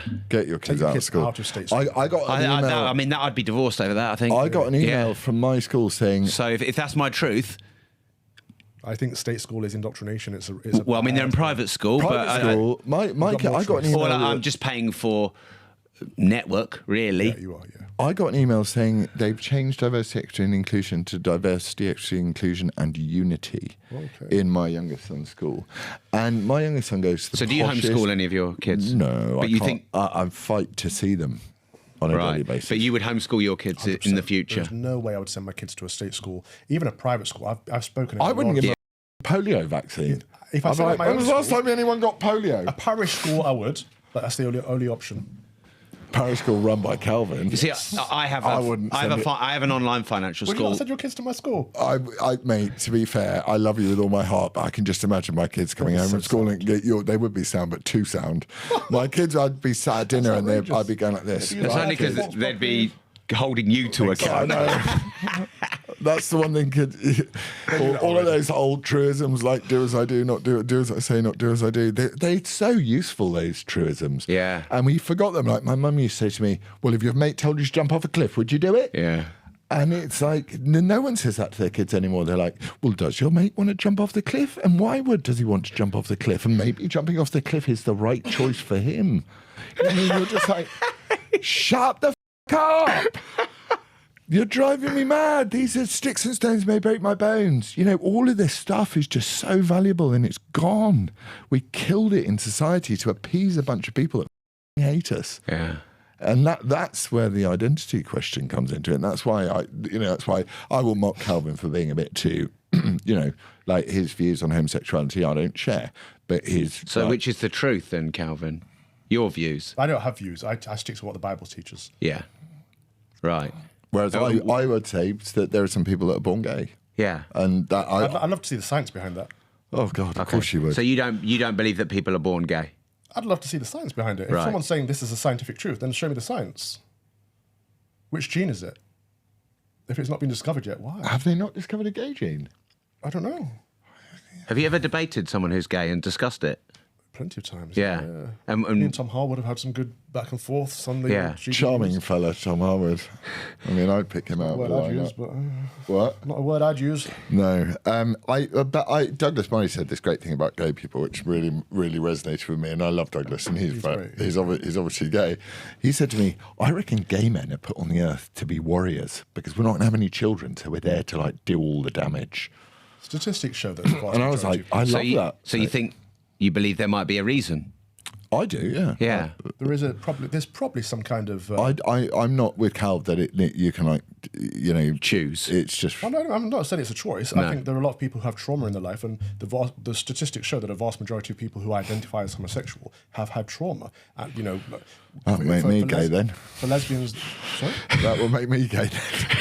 Not that trauma makes you gay, but that it has an impact on how... But have we not all had some version of trauma? Not everyone, no. Plenty of people haven't. But it's really? certain types of trauma, like, fatherlessness and sexual abuse and all kinds of... You should be... The point is, you should be able to talk about it, and someone should be able to hold the view that there are, being gay is a result of trauma. It's not a... Conversations like this, for me, fascinate me, and I believe teach me things that I might not have thought about, because I have my own views. Right. So the Christian view is that no one is gay first and foremost. That some people identify as same-sex. Some people struggle with same-sex relations and same-sex attraction, and that they should identify in Christ first. We should say you identify as a Christian. You're not a gay Christian, not a gay Brit, or whatever. You're a Christian, and then your sexuality is something you're working on, and that might mean that essentially it means that men and women is the natural order of things. A married man and a woman in a lifelong union is the natural order of things to start families. We know this is normative, right? Anything outside of the normative is sinful. Or you could just say anything outside of the normative is non-normative. Well, you could say it's evolution. Yeah, or evolution. No, it's the opposite of okay, evolution. so here's the thing. If man and woman is the normative and man and man is not normative or heteronormative, then that can't be evolution because that would die out. But we wouldn't know until 10,000 years. And No, we do know. The logical conclusion but we haven't gone far enough forward to be able to look back. They can't reproduce. No. Can I make a fishing analogy? Can I make a fishing analogy from my salmon days last week? They have the Gowler River, best salmon fishing river in the world. Up from the Gowler River, you got little side streams like that. And salmon are very particular. They go back to their own pool. But a very small percentage of them will go, there might be an extinction level event in the Gowler. Mm-hmm. So we'll nip up a side stream and do some out there. Let's get jiggy up there. Yeah. So I see it like that. I see it like a necessary blip in human nature. I can understand why the Bible is... To what end? Because I think that maybe Douglas Murray's right, what he says, which is that we're built to be the warriors. We're built to go, we're never going to have kids. Okay, name me a Hollywood movie where the hero, the real hero, had loads of kids. There's just none. Like Top Gun. Maverick, he still looks 12 because he's been injecting himself with Chinese fetuses for the last 20 years. Homosexual. Well, I'm not saying Maverick's gay. Which point in history have the homosexuals been the warriors? I don't know. We're getting into. I don't think that's accurate. Just to add to that, there's a holiness in singleness as well. So being a married man and a woman isn't the only way in life. There's a goodness to singleness. And have you been? Because we're talking like as if homosexuality is the only alternative to being in a marriage. Just wanted to put that in there. How can you say that though when orgasms are so good? Anyway, I'm just saying it's a legitimate question. Is masturbation a sin? Yes. Oh, really? Yes. Did it say that in the Bible? Yes. Where? Don't spill your seed. Whereabouts did it say that? Your pages are stuck together in your Bible. Anyway, we're going a bit. Don't do that. That will upset him. Okay. Why is it a sin? Why is it a sin? Yeah. I don't determine why things are sin, but the Bible gives us what God has designed to be ordered and what is disordered. We can only assume that it's better to put it as disordered and ordered. I can see that I can deal with as an argument. That's because you're a bit wet and the language has to be soft enough for you to. I'm so glad we're not on our podcast because on our podcast I can't call him, but I can hear. Is there anything that you both talk about behind closed doors that you don't talk about on podcasts, whether it's mine or others or here, or you Not don't really. discuss and debate? Don't think so. Because what I didn't want to do, I've obviously got to know you both and interviewed you both, and obviously, we've become friends, Laurence, and I didn't want to just ask the same old stuff and the same old conversations and all of that. There must be some things we can talk about that you don't normally talk about. We talk, if I may, Calvin is very private about his private life, like relationships and stuff like that, to the point where we would not talk about that. Yeah. And I think that's 100% fair. And I would respect that and not even ask. But other than that, I can't think about anything else. I overshare my private life, as you may or may not notice. And, that's something I need to work on. But yeah, no, I don't. I think we basically, our conversations tend to be the kind of conversation we'd have, exactly the same conversation we'd be having. Yeah. Do you talk about money much? Not really, no. We talk about money in small ways. Like I was like when you were sat from GB News, we were like, oh, no, that's not good. Well, to me, when I saw, like, observing from outside in, one of the fortunate positions I've moved myself towards over the last 20 years is I'm not employed by any media company who will tell me what to say on a script and then cancel me for something I posted on social media and therefore destroy my ability to earn. And I relate a lot. I think that's one of the reasons I related to you, Laurence, is because I thought, well, I've liberated myself from that. And a lot of people come to me when things like that happen to them. How did you deal with that in the reality that ultimately you were controlled by someone else financially and then you lost your earning power? Yeah, so there's the immediate, oh gosh, how am I going to pay my rent next month? And then I just try to, as I do with any stressors, offload it to Christ and say, okay, take my anxieties and then you fill me with a calmness. And then he finds a way. God opens another door. And I thought, okay, so here I have an audience who are very supportive and always asking for ways to support. I'll put this one to them. And I said, look, I've been cancelled from GB News. This is my main source of income. So I had a ministry in a church at the time that didn't pay. And so I said, I can't go forward with my ministry. If you'd like to support me, please do. And I had to GoFundMe. And people were so generous and kind and helped me through that gap period until I got back on my feet. And does that not make you feel that maybe you could have or should have done that earlier? No, because it worked in that time. Yeah. I've never been obsessed with money in the way that I need X amount or this and that. I live by modest means, and as long as I'm able to survive, excuse me, and pay for the cancer treatment. As long as I'm able to survive, That I gave him. I do what I do because I believe in what I'm doing. I believe I'm on a mission, and I Could believe more in the money truth. not finance that? Give it fuel? No, because that becomes a temptation. Like I do what I'm able to do. And God provides me with a platform, and I use that platform. And when that platform's taken away, that's time to do something else. You'd be fine with a load of money. You'd use it for exactly the same thing. I You'd don't use need a load it. of money. Yeah, but if you had I'd be fine with it. all I I'm don't saying need is it. if you had a But load when of you money, see it as just a tool, Right, it like is, yeah. if you want to put a nice TV up there, you want a good drill. Like if you gave me £1 million today, I'd put it to good use to the mission. But I don't Yeah. need £1 million today. But maybe you could fulfill more of a mission if you had more money, Sure, which is but my thinking is if God wants me to do that, He will bless me with that. right. I'm blessed with the resources that I need to do the job that I'm supposed to do. It's a calling. Yeah, that fascinates me because I admire that trait in others who have the faith that it will be and come. Because for me, it's always like drive, go get it, do 20 hours, not do after more your than everyone else. Your 48-hour moment of quiet, which you promised. Yeah, maybe. I reckon you'll come out of that with some slightly different thoughts. I have to say, I'm looking forward to hearing what they are as well. Anyway, so Calvin, do you feel more free now you have more autonomy over your earnings and you have more autonomy over what you can say without ruining your earning capacity? No, because I never worried about that. That's probably one of the reasons I was fired. I never worried about censoring myself. I said what needed to be said. If they didn't let me, I fought the fight until I could say it. Certain conversations took me weeks to get on air, but I got there in the end because I felt they were important for what I was trying to do. Yeah. And what about you, Laurence? Because I know you're finding London very expensive. And do you not think about maybe being more intentional about managing your money? Are you not getting sued every 5 minutes? Well, I've only been sued the once. Okay. Then I take that back. I was maybe exaggerating a little bit. But I'm just referring to the millions of pounds.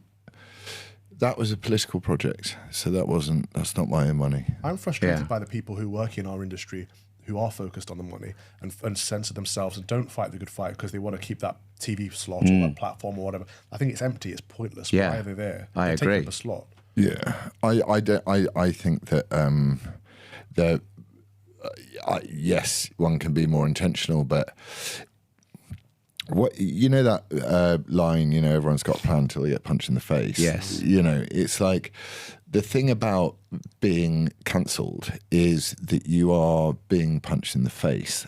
And it comes as a great shock. My son was worried about getting punched in the face by this bully at school. And I said, it'll be the best thing that ever happens to you if you do, because you'll suddenly realise it doesn't hurt. Because immediately the fear of being punched in the face is much worse than the punch in the face.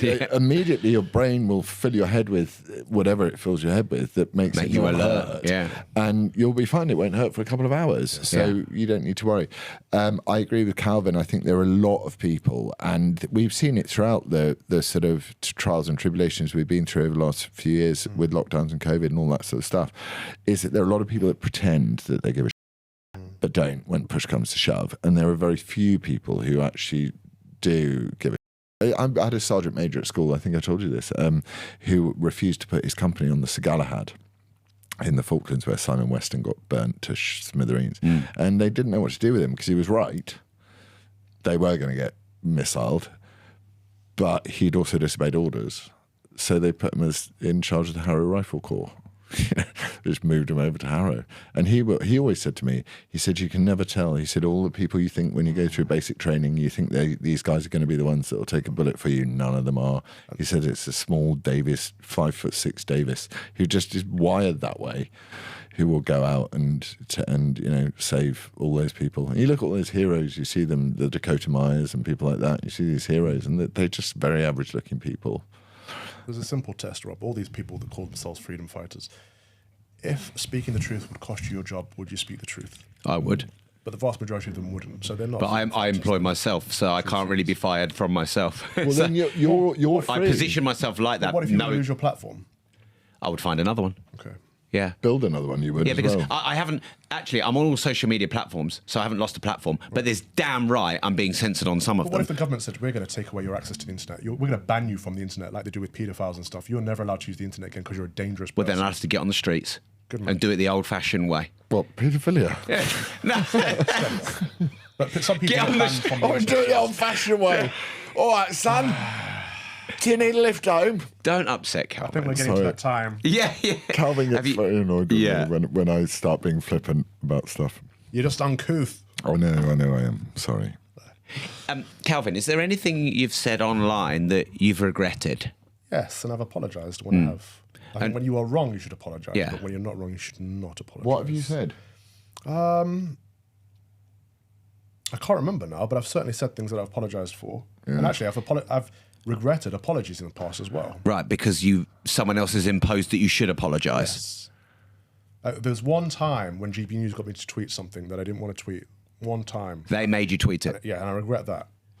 Right, so you regret saying something that wasn't true to you. Yes, never buckle under the pressure. Right.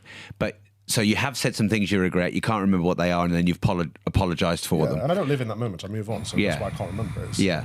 But you never apologise for the truth. No. Never. No. What about you, Laurence? Have you regretted anything you've said? I've regretted the way I've said something sometimes, but I've not regretted what I was trying to say at all. So, you know, the classic being that Ava Santina, who'd shagged that. Yeah. I think anyone with a brain knew what I was saying, which is any man that finds himself entangled with a woman like that is going to have a miserable life. But actually what I should have said was the same thing, which was any man who finds himself entangled with a woman like that is going to find himself with a miserable life. Why didn't you go for the idea, though? Because you said earlier you'll go for the ideas, not the people. But in that moment, you went for the person, and it would have been more powerful if you went for the idea. I didn't go for the person. I went for the type of person and the ideology. So I said that wasn't Ava Santina. That was who would want to shag that idea. So people have got that. So no one's going to understand the nuance of that language, though, well, are they? in the Who would shag that To be fair, in concept? the broader It's like- conversation, if you take everything that he said into context, it made sense. And I did wouldn't have said say, it myself, but it made sense. I did say very clearly the sentence before, which no one notices, is we need strong, cares. powerful, Yeah, brilliant women in the world, and they just chose to go on an apology tour. So the thing is, it's hot. What there is a conversation to be had about is whether repentance should be dependent on you, others, the truth. Whether it is a personal thing. So personal. On a personal level, I knew exactly what I was doing, and my intention was clear and pure. On an objective level, from other people, objective, subjective, take a room of 90 people, what would they think about what I said? I think I could have said it better, but I don't regret what I was saying. Not at all. I No. remember them now. Please. So GB News didn't get me to tweet something; they got me to delete something. When we had enforced Ofcom training, and I took a selfie of me in the Ofcom training, said we're having Ofcom training. They told me to delete it, and I didn't understand why, but I deleted it. And now I see the bigger picture. Yeah. And the only other time I've been forced to tweet something was when I was in the Church of England, and Laurence and I had a conversation about these priestesses, and the Church of England went up in a massive fuss. You can't use the word priestess. It's a very accurate word, and I stand by that word. But at the time, I was told to apologise for using the word, otherwise I wouldn't be able to stay in the Church of England, and I apologised, and I regret that apology. Yeah, because what did you get for it? Just you don't. The problem as well in the modern world is an apology is a really wonderful and noble thing. And I have apologised a few times. It's very powerful, but if you mean it. I like Rishi Sunak apologising the other day, you see, and everyone just jumped on him. And he went, I'm sorry, I shouldn't have left D-Day early. It was bad form. They wouldn't let it go, would they? But and I just thought that was a really good thing to do. Yeah. You acknowledge your mistake and you apologise. And I was like, good for you. And my ratio was like, what do you fucking mean? What do you mean your ratio? When you get the sort of, you get kind of likes, reposts and comments, and if you get a lot of comments, that I think it's called a ratio, which means So a high ratio of comments to other engagements. Yeah. So a lot of people had something to say, and I didn't really go through it too much. I went through the sort of top 15 or 20, and most of them were like, he deserves everything he fucking evil, you know. And I was just like, well, hang on, he's apologised. He's acknowledged it was a stupid thing to do. We should accept apologies a bit more. It's not. This is the thing. Yeah. The thing that comes after apology is forgiveness, and we've forgotten about forgiveness. Yes. We never forgive anymore. This is the cancel culture. This is the woke society that where you make a mistake, that's it, you're done. There's no coming back from that mistake. And that's not good because we all make mistakes. Because secular religions like wokeism don't have godheads. And the problem with godheads, this is why another reason why it's worth believing in God, is because the secular version of it is wokeism, which is your God. Therefore, you are incapable of forgiveness. Yeah. Like, you cannot forgive without God. You can't do it. Like, I believe I can. No, you can't. Not truly. I believe I can. Well, then, God bless you. You're lucky. I can't. I believe I can. No, I'm not sure. Well, if I can be empathetic to someone to understand maybe that they had some difficult context, maybe they had something really bad happen, and then they were in that pain, and then they put that pain onto me. And if I can understand that they're just in that moment. Could you forgive someone who? But actually, is it arrogant to forgive? Could you? What gives me the right to forgive them? But your forgiveness is determined on you understanding their problem. What if you can't understand? What if someone killed your kid? That's what I was going to say. Could you forgive someone who killed your kid? I don't know is the honest answer. But if your forgiveness is based on your understanding and your empathy, I couldn't. I know 100%, and I could say to you straight could you, now, Calvin? Absolutely, I could not forgive them. Because you would suffer because of your. My forgiveness is based on my faith, and my faith tells me forgive them, and I will forgive you. God forgives us because we forgive others. Right. Forgive them your trespasses as I forgive you. Yes. That's the point. So I couldn't forgive someone who murdered my kid, but I would be made to. Yeah. And that, I think that. Yeah, I mean, that's obviously a very extreme example, but it does test the theory. Yeah. And I couldn't say yes or no until it happened to me. One thing I do know, when you hold on to anger and resentment from others, you suffer. Yes. And often forgiving them is just letting go of your own That's true. suffering. Yeah. And you don't know their context. Yeah. So you're not stuck in that moment. I like the fact that you talk about context, and I like the fact that you are, you know, a lot of people don't even think about the layers of the onion in this situation. No, they don't. And they go straight into the emotion. It's everything. Yeah. Like, if you look at a piece of art, the context is what inspired it. And then art has more meaning when you know what inspired it. Music, you know, when you love your favourite musician, you want to know about their story. Because that's the context, what creates the emotion. You know, I love Radiohead, and, you know, what's the context in which he rebels against his fans all the time? And, yeah. But I would say good art doesn't need context. I would say good art is truly beautiful. And it's not about the artist, it's about the subject. You're going to have to explain. I would say good art becomes great when you know context. I like context. I disagree on that. I'm with Rob. I mean, I've not extended this discussion a lot to really think about it, but if I saw a piece of art and then I heard a story and I got goosebumps about the story, it would affect my viewing of the art. Just like listening to the music. For example, Linkin Park, the song Numb, and knowing that he committed suicide, it changes the song. That's so weird that I was thinking exactly of Linkin Park when you said that. You know, and that song, What I've Done, you know, I mean, talk about faith, the guilt and the pain in that song, that's not just a few notes. No. So I do, that can have power and influence, but I think true art, good art, inspires and invokes emotion without knowing the artist. Yeah, because you can extend the analogy to Nirvana. So if you want to go Linkin Park, which is just like hurled out high melody, brilliant stuff, you could watch MTV Nirvana Unplugged, and you wouldn't need any context in Kurt Cobain's life to understand how beautiful that is. It's like, if you look at he doesn't even provide context to his own introduction to a song. He's like, this is from the first album we wrote. And it's like he doesn't care about context. He cares about the melody and the song. So taking it away from obscure 90s rock. Taking it back to, we were at the Arts Club last night. All the art in that place is disgusting. It's horrible, contemporary modern art, as they call it. It's rubbish. Unless you know the story of the artist and the art itself, you can't appreciate it. Now, I was looking around thinking, that's scribble, that's dross, right? Because it's all modern rubbish. Whereas you take a piece of Renaissance art, most of the good art was about our Lord, and you can see the story. Okay, that's about the Annunciation. That's about the Nativity, and that right there directs. That's so beautiful. It invokes But that's emotion, context. And it That's context and story within the art. That's what I'm saying. true The art context. itself should say the message without me knowing the background of the story of the artist and or what he was trying to do. It should say that. Yeah, but I wouldn't know, like if you took a non-Christian to see Renaissance art, they'd go like, "There's some bird breastfeeding a baby with some wise men next to her. I wonder what that's all about." You know the context. Yeah. Rob is correct. Actually, art is But I enriched don't know by the context of the context. artist. But Maybe I said the subject. I also Yeah, that's fair. I also agree with Calvin in the sense that if you can look at a piece of art or listen to a piece of music and not know the context, and you can connect to it, it's great art. So I personally think there's context to the context. This is why the greats like Michelangelo, Leonardo, they didn't. This is why there was a period they stopped signing their art because it wasn't about them. The art itself should speak for itself. Yes. Yeah, I used to be an artist and I refused to sign out and I'd sign it on the back because I didn't want everyone to go and look in the corner because it wasn't about that.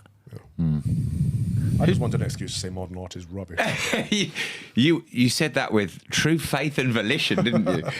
Do you not, though, think the statements like all or never are a bit myopic and probably not reality? Where did we say that? Well, you basically said all modern art is rubbish. Oh, okay. I'll say modern art is rubbish. Yeah, that's the same as all modern art is rubbish. Okay, I'll take that criticism. Yeah.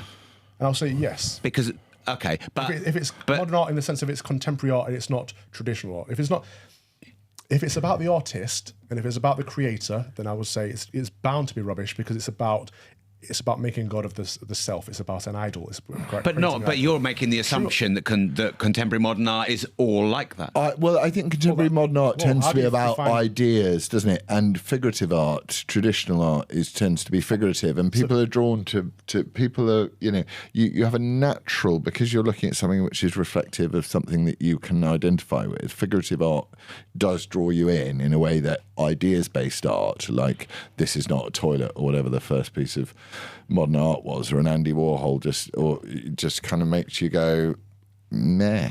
I can understand why people would. Yeah, be that like being that. said, though, until you're 6 feet away from it, because I've seen some classics which I've not really appreciated, and when I'm 6 foot away from it, true, But back to my comment, all or never. Yeah. Some things are all or never. Some things are true and false. I don't think you can say all modern art is rubbish because you don't know all modern art. No, but unless it's so you've made a deletion and simplification. I'm talking about style of art. I can say a certain. You style can of say art. I don't like a style of No, art. I would say objectively. I love the fact that we've got to the point in the conversation whereby we're talking about the meaning of words, which is how we began. It is. How we began the Is that you conversation. saying you want me to get out now and finish it? No, it's not. It's just me saying that isn't interesting. It all Your comes definition around. of true art. True art. Your definition of true art. True art is beautiful. And in a sense that it's transcendental, it takes you out of yourself and it directs you towards God. That's the point of beauty, truth, and goodness, to direct you towards God. If it doesn't do that, then it's not good. Objectively, it's not good. And the style that we call contemporary art is about the artist rather than the subject itself. It's not about But you'd beauty. have to know every artist to know that, because I'm sure No, many... not necessarily that. The logic stands. The logic stands. Why? Just because two people are saying it doesn't mean it's right against I'm one. saying that- You'd I'm have saying- to know I'm every saying artist to know. I I'm bet saying you... the logic How? stands. Why? Logically, Because it stands. there's surely many contemporary or modern artists that would disagree with what you judged about them, and you don't know them. Maybe they have. Doesn't make any Maybe they've difference. studied technically over the last 30 Calvin years. is saying you don't need to know them. You need to know the subject. Logically, that makes sense. So if your eye is on the subject ahead of the artist, and the subject is good, then it's good art. If we're talking about a style of art that's just logical. That makes sense. Right? It's not an argument. It's a statement of It's a statement of your opinion. Well, it's also a statement which is kind of logically true. If your art if your art needs to have a form of mastery, if you have to master it. Many contemporary artists, because I used to be a modern In what artist sense? and I was technically the best in this country at drawing. So I got 100% at GCSE art. Most people don't know that. How do you get 100% That's at fine art? art. So I was That's not contemporary. That's fine art. Okay, that's so I was a different definition. Yeah. So I'm leading to my point. So I was technically very good at fine art and went through the journey, and then started to bring all that experience into more modern contemporary art. then you changed But then I form. wouldn't even want. Yeah, I did, changed form, so and I your form- used so my it would be bad experience art. to lead up to that. Then it would be bad art. But you haven't even seen it, so how do matter. you know? By definition, I it would love be bad. Calv. You would not. You wouldn't even. By definition. I love Calv. It's like, If you're not sorry, using mate, mastery, your art, yeah. your art Yeah. Calv's decided. You're never gonna. The problem is you're never gonna convince him otherwise.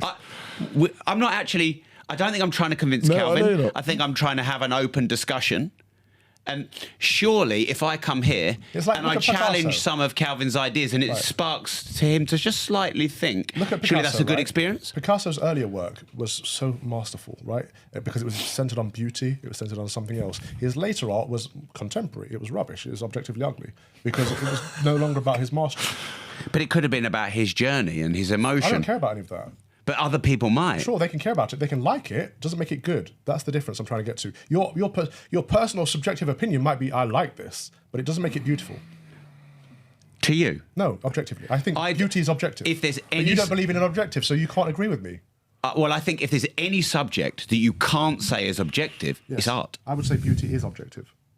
Because beauty is transcendental. I think beauty is subject. Next, you're going to be telling me that Miss Alabama's not a hottie. No. Did you not see Miss Alabama? Yes, I saw. King got it. King got it. He was Like, there. you have to have a measure. King was there. Otherwise, anything's art. And this is my problem. Well, The Tracy Emin things and all of that is yeah. the shark in a tank, the urinal. Shakespeare's point Damien about holding a Hirst. mirror up to nature is the best point about art for me. So if it reflects nature, if it reflects something that you can totally, and this is where I don't agree with Calvin, but I do agree with him as well, so it's complicated. But if you can reflect back to somebody something that really resonates with them, and I think that can come in any form. I think that's. I'd agree. I think that's just phenomenal and is beautiful in any way. But I also think that Calvin's point logically stands, which is if that thing that's being reflected back to you, if it reflects back to you something dreadful, and like you look at that Basquiat, the guy, who his art was it's very arresting, but it wasn't beautiful. But does that have to be beautiful to be art? It was really holding a mirror up To be good art, yes. Not to be art, no. This is the problem. This is why I don't think contemporary art is good art. I like beautiful art. I'm so looking forward to all the art historians going, guys. Have you Bring heard- it on. Have Bring you it heard on. them? Con. It's a massive. Have you it's heard a the money guys- laundering scheme. You should know this. Modern art. Okay, so there is some truth in that, I would say. Are you trying to tell me that Saatchi bought loads of pictures of artists? I'm not trying to like say anything I Tracy don't Emin? know about. Well- I'm being very mindful not to speak above my station. And the reason I defend against statements like all or never is you don't know the context of all or never. Yeah, no, I would say that is absolutely in my wheelhouse as well. Calvin is much further down the road of Some things are all, things some things just- are never. I'm able to challenge myself to go there and think about if that is the case. I mean, do I think all murder is bad? I probably do. So what I could probably. what about death penalty? But then I can undo my own argument Yeah. because context is important. If there was a because if someone referendum came into my house to threaten my children, will I blow their head off? I don't know, but I think I would if I was faced with that very difficult moral quandary. There was a guy who lived not far from me, say 20 miles. This was 20 odd years ago. Some runts came onto his property, tried to rob him, and he shot him. And because he shot him in the back, he's been in prison for 10 or 20 years. To me, that is wrong. You come on someone's property where you could have a knife and a gun and you could murder their children. You're taking the risk, and if you die, that's on you. Yeah. That's my opinion. Although if someone's retreating, then you don't necessarily need to. And that context is different. But it's very difficult to prove. And the guy's like, why is he in prison for someone robbing his house? And just because he was retreating, how do you know that he wasn't running away to go up the stairs? I suppose then you have to wait until he's coming back at you. You have to wait until he is on the offensive, then you're on the defensive. I don't know. But I mean, do you even have the critical ability to manage your emotions in those moments to even think? I like the American way of it, which is that's my property. You're on it. You're not welcome on it. You shoot you any which way you want.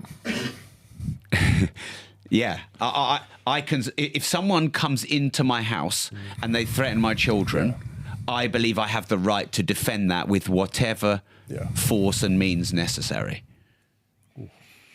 I agree. You have the right to defend it. I don't know with whatever force and means necessary. So what if if you're going to kidnap him and torture him, and that would probably be crossing a line, right? Yeah, but that didn't even come into my head. What came into my head was if there was a binary choice between my child dies. Came into Calvin's head.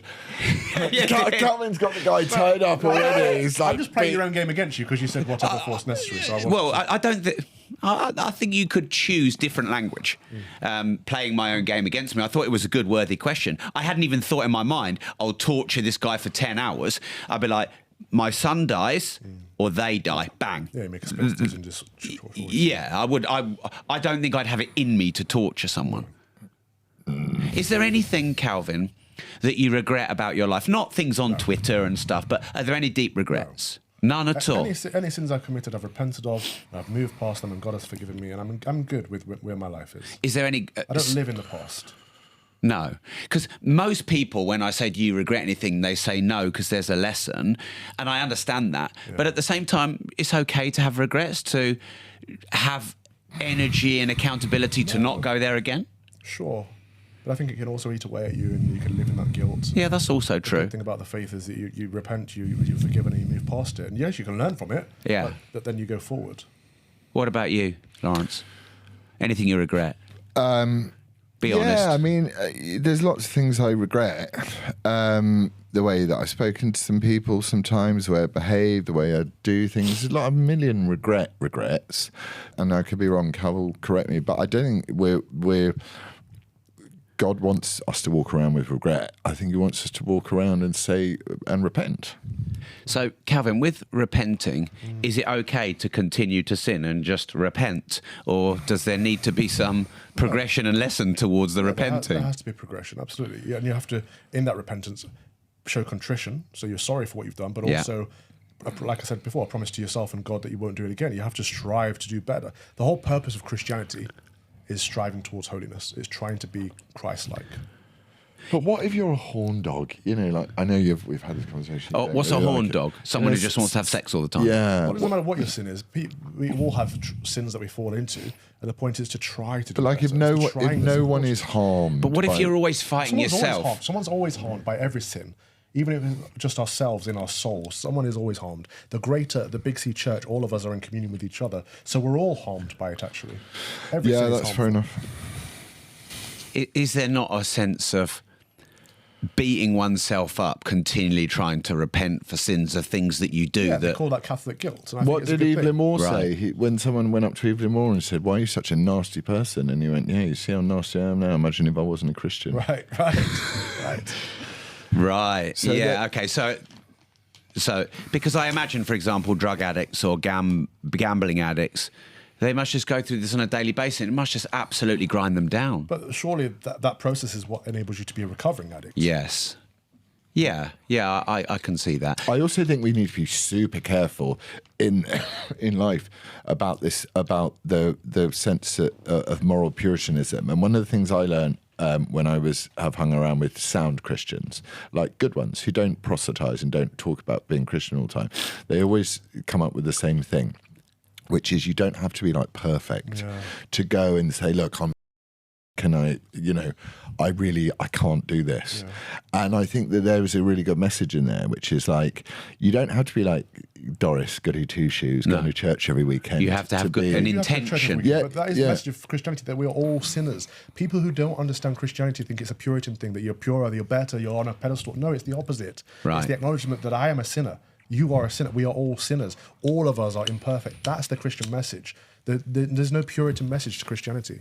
We're not pure. Yeah. Only Christ is pure. Only he is perfect. And we are trying to be like him. Right. I'm doing a pretty job of it.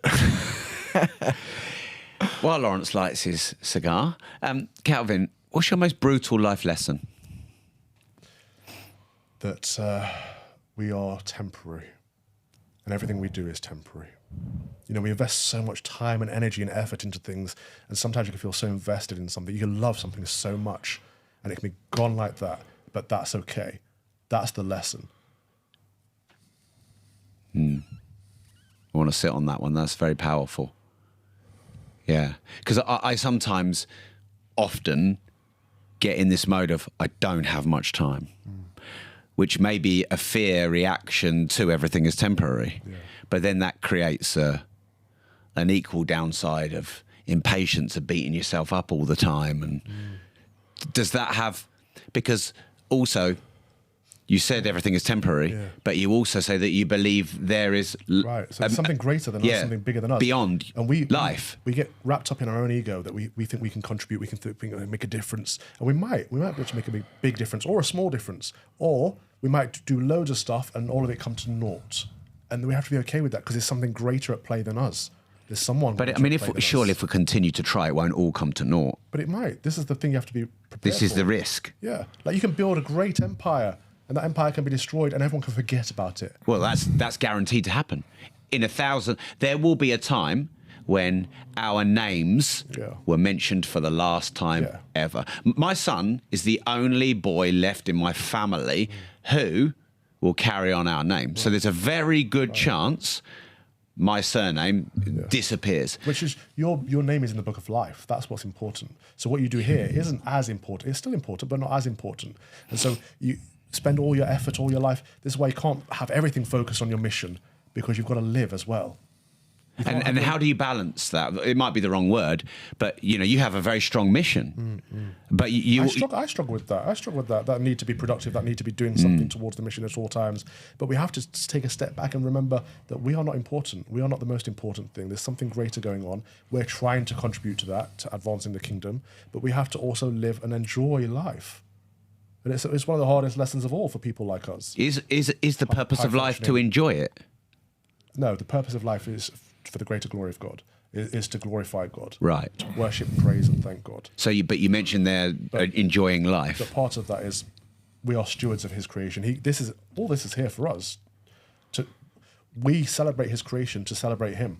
And so, we are here to take part in life and enjoy life and make the most of it. And what about your most brutal life lesson, Laurence? That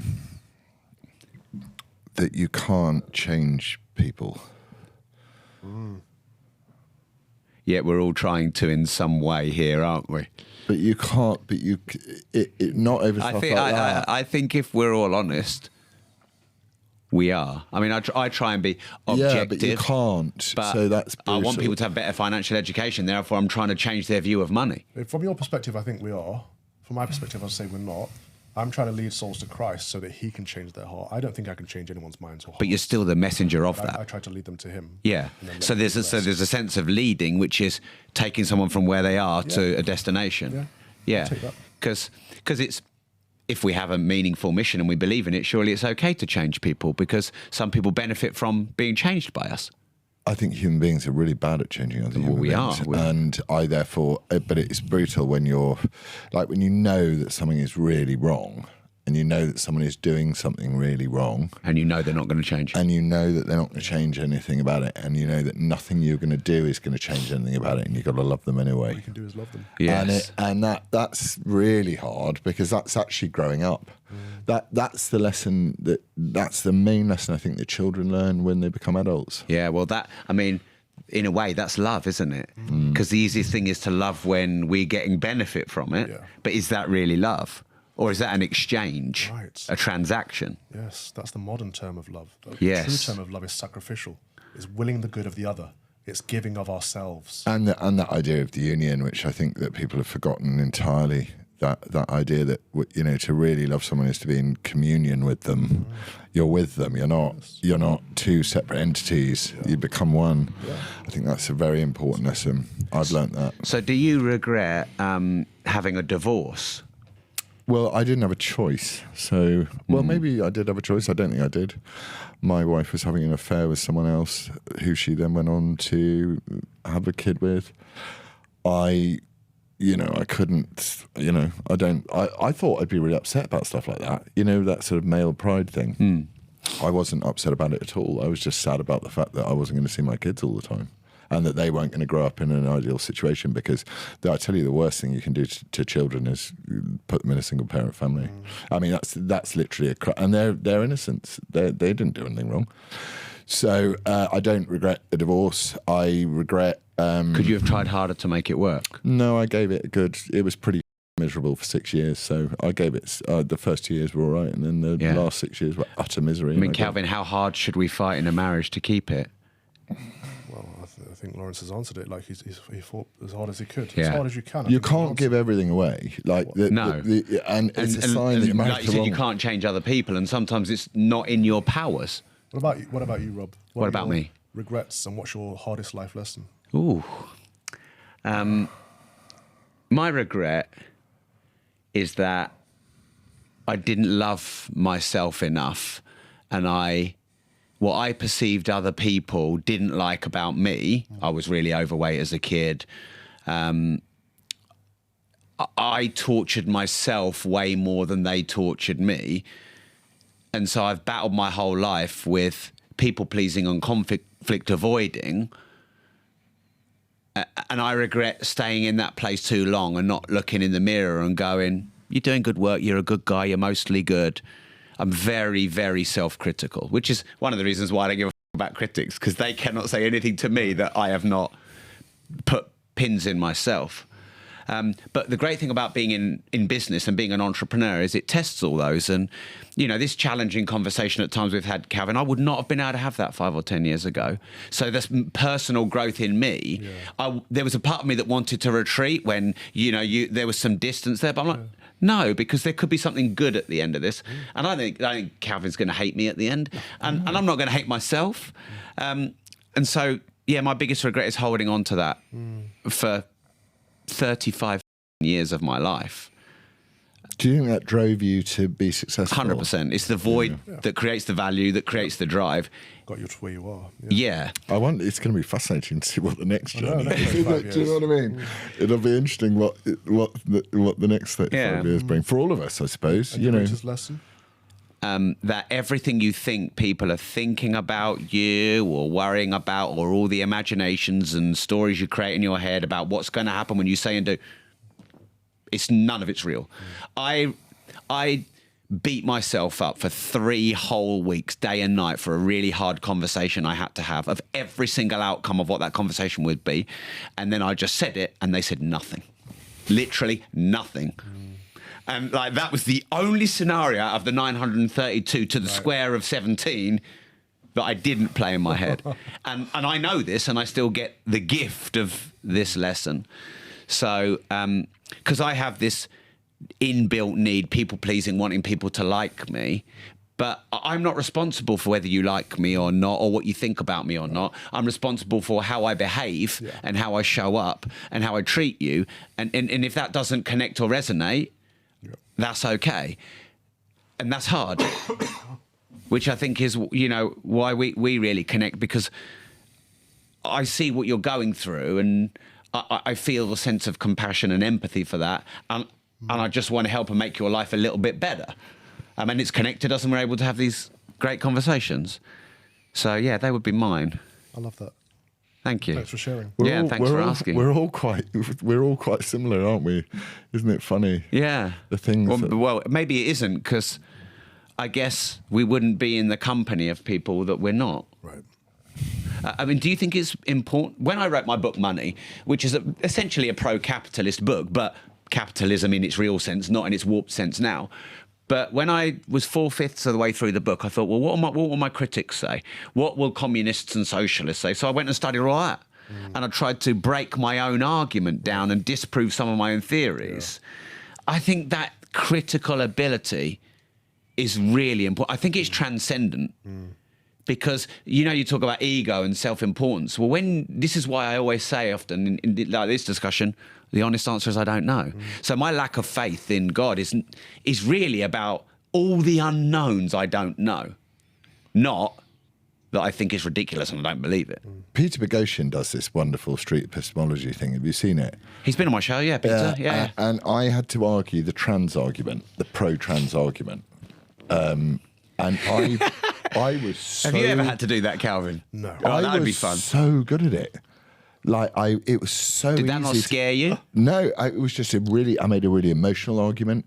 I said, it's just a tiny bit of a body that you're obsessing over the genitals of somebody, when there's this whole person around them. And I by the end of it, I was like, God, I feel so, and then I realised why it was so dark, because I was just satisfying complete ridiculous self. Well, I was basically giving myself a round of applause in my own head. Right. Well, the darkness in it for me seems to be that you could construct anything. Yeah, I know. But it was in response to your final chapter, 4/5 of the way through your book, which is that I think it's really important not to necessarily give yourself a hard time, because that can be unfulfilling and not. But it's really important to really steel man everything you think. And I do that. But the problem with me, so you talk about regret, the problem with me is I do it, I steel man it, and then I come up with a concept, and then that concept turns into another concept, and then I tweet it. And it's like people are like, what are you talking without asking about? Calvin first. No. Calvin stays out of it, bless him. So 2 more questions, nice and easy ones. Calvin, what's next for you? You know, give us the 1, 3, 5 year. What's next? I don't do that. I don't have 5 years or anything.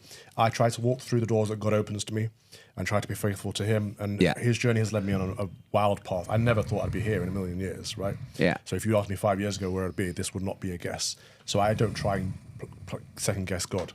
Right. So I don't know.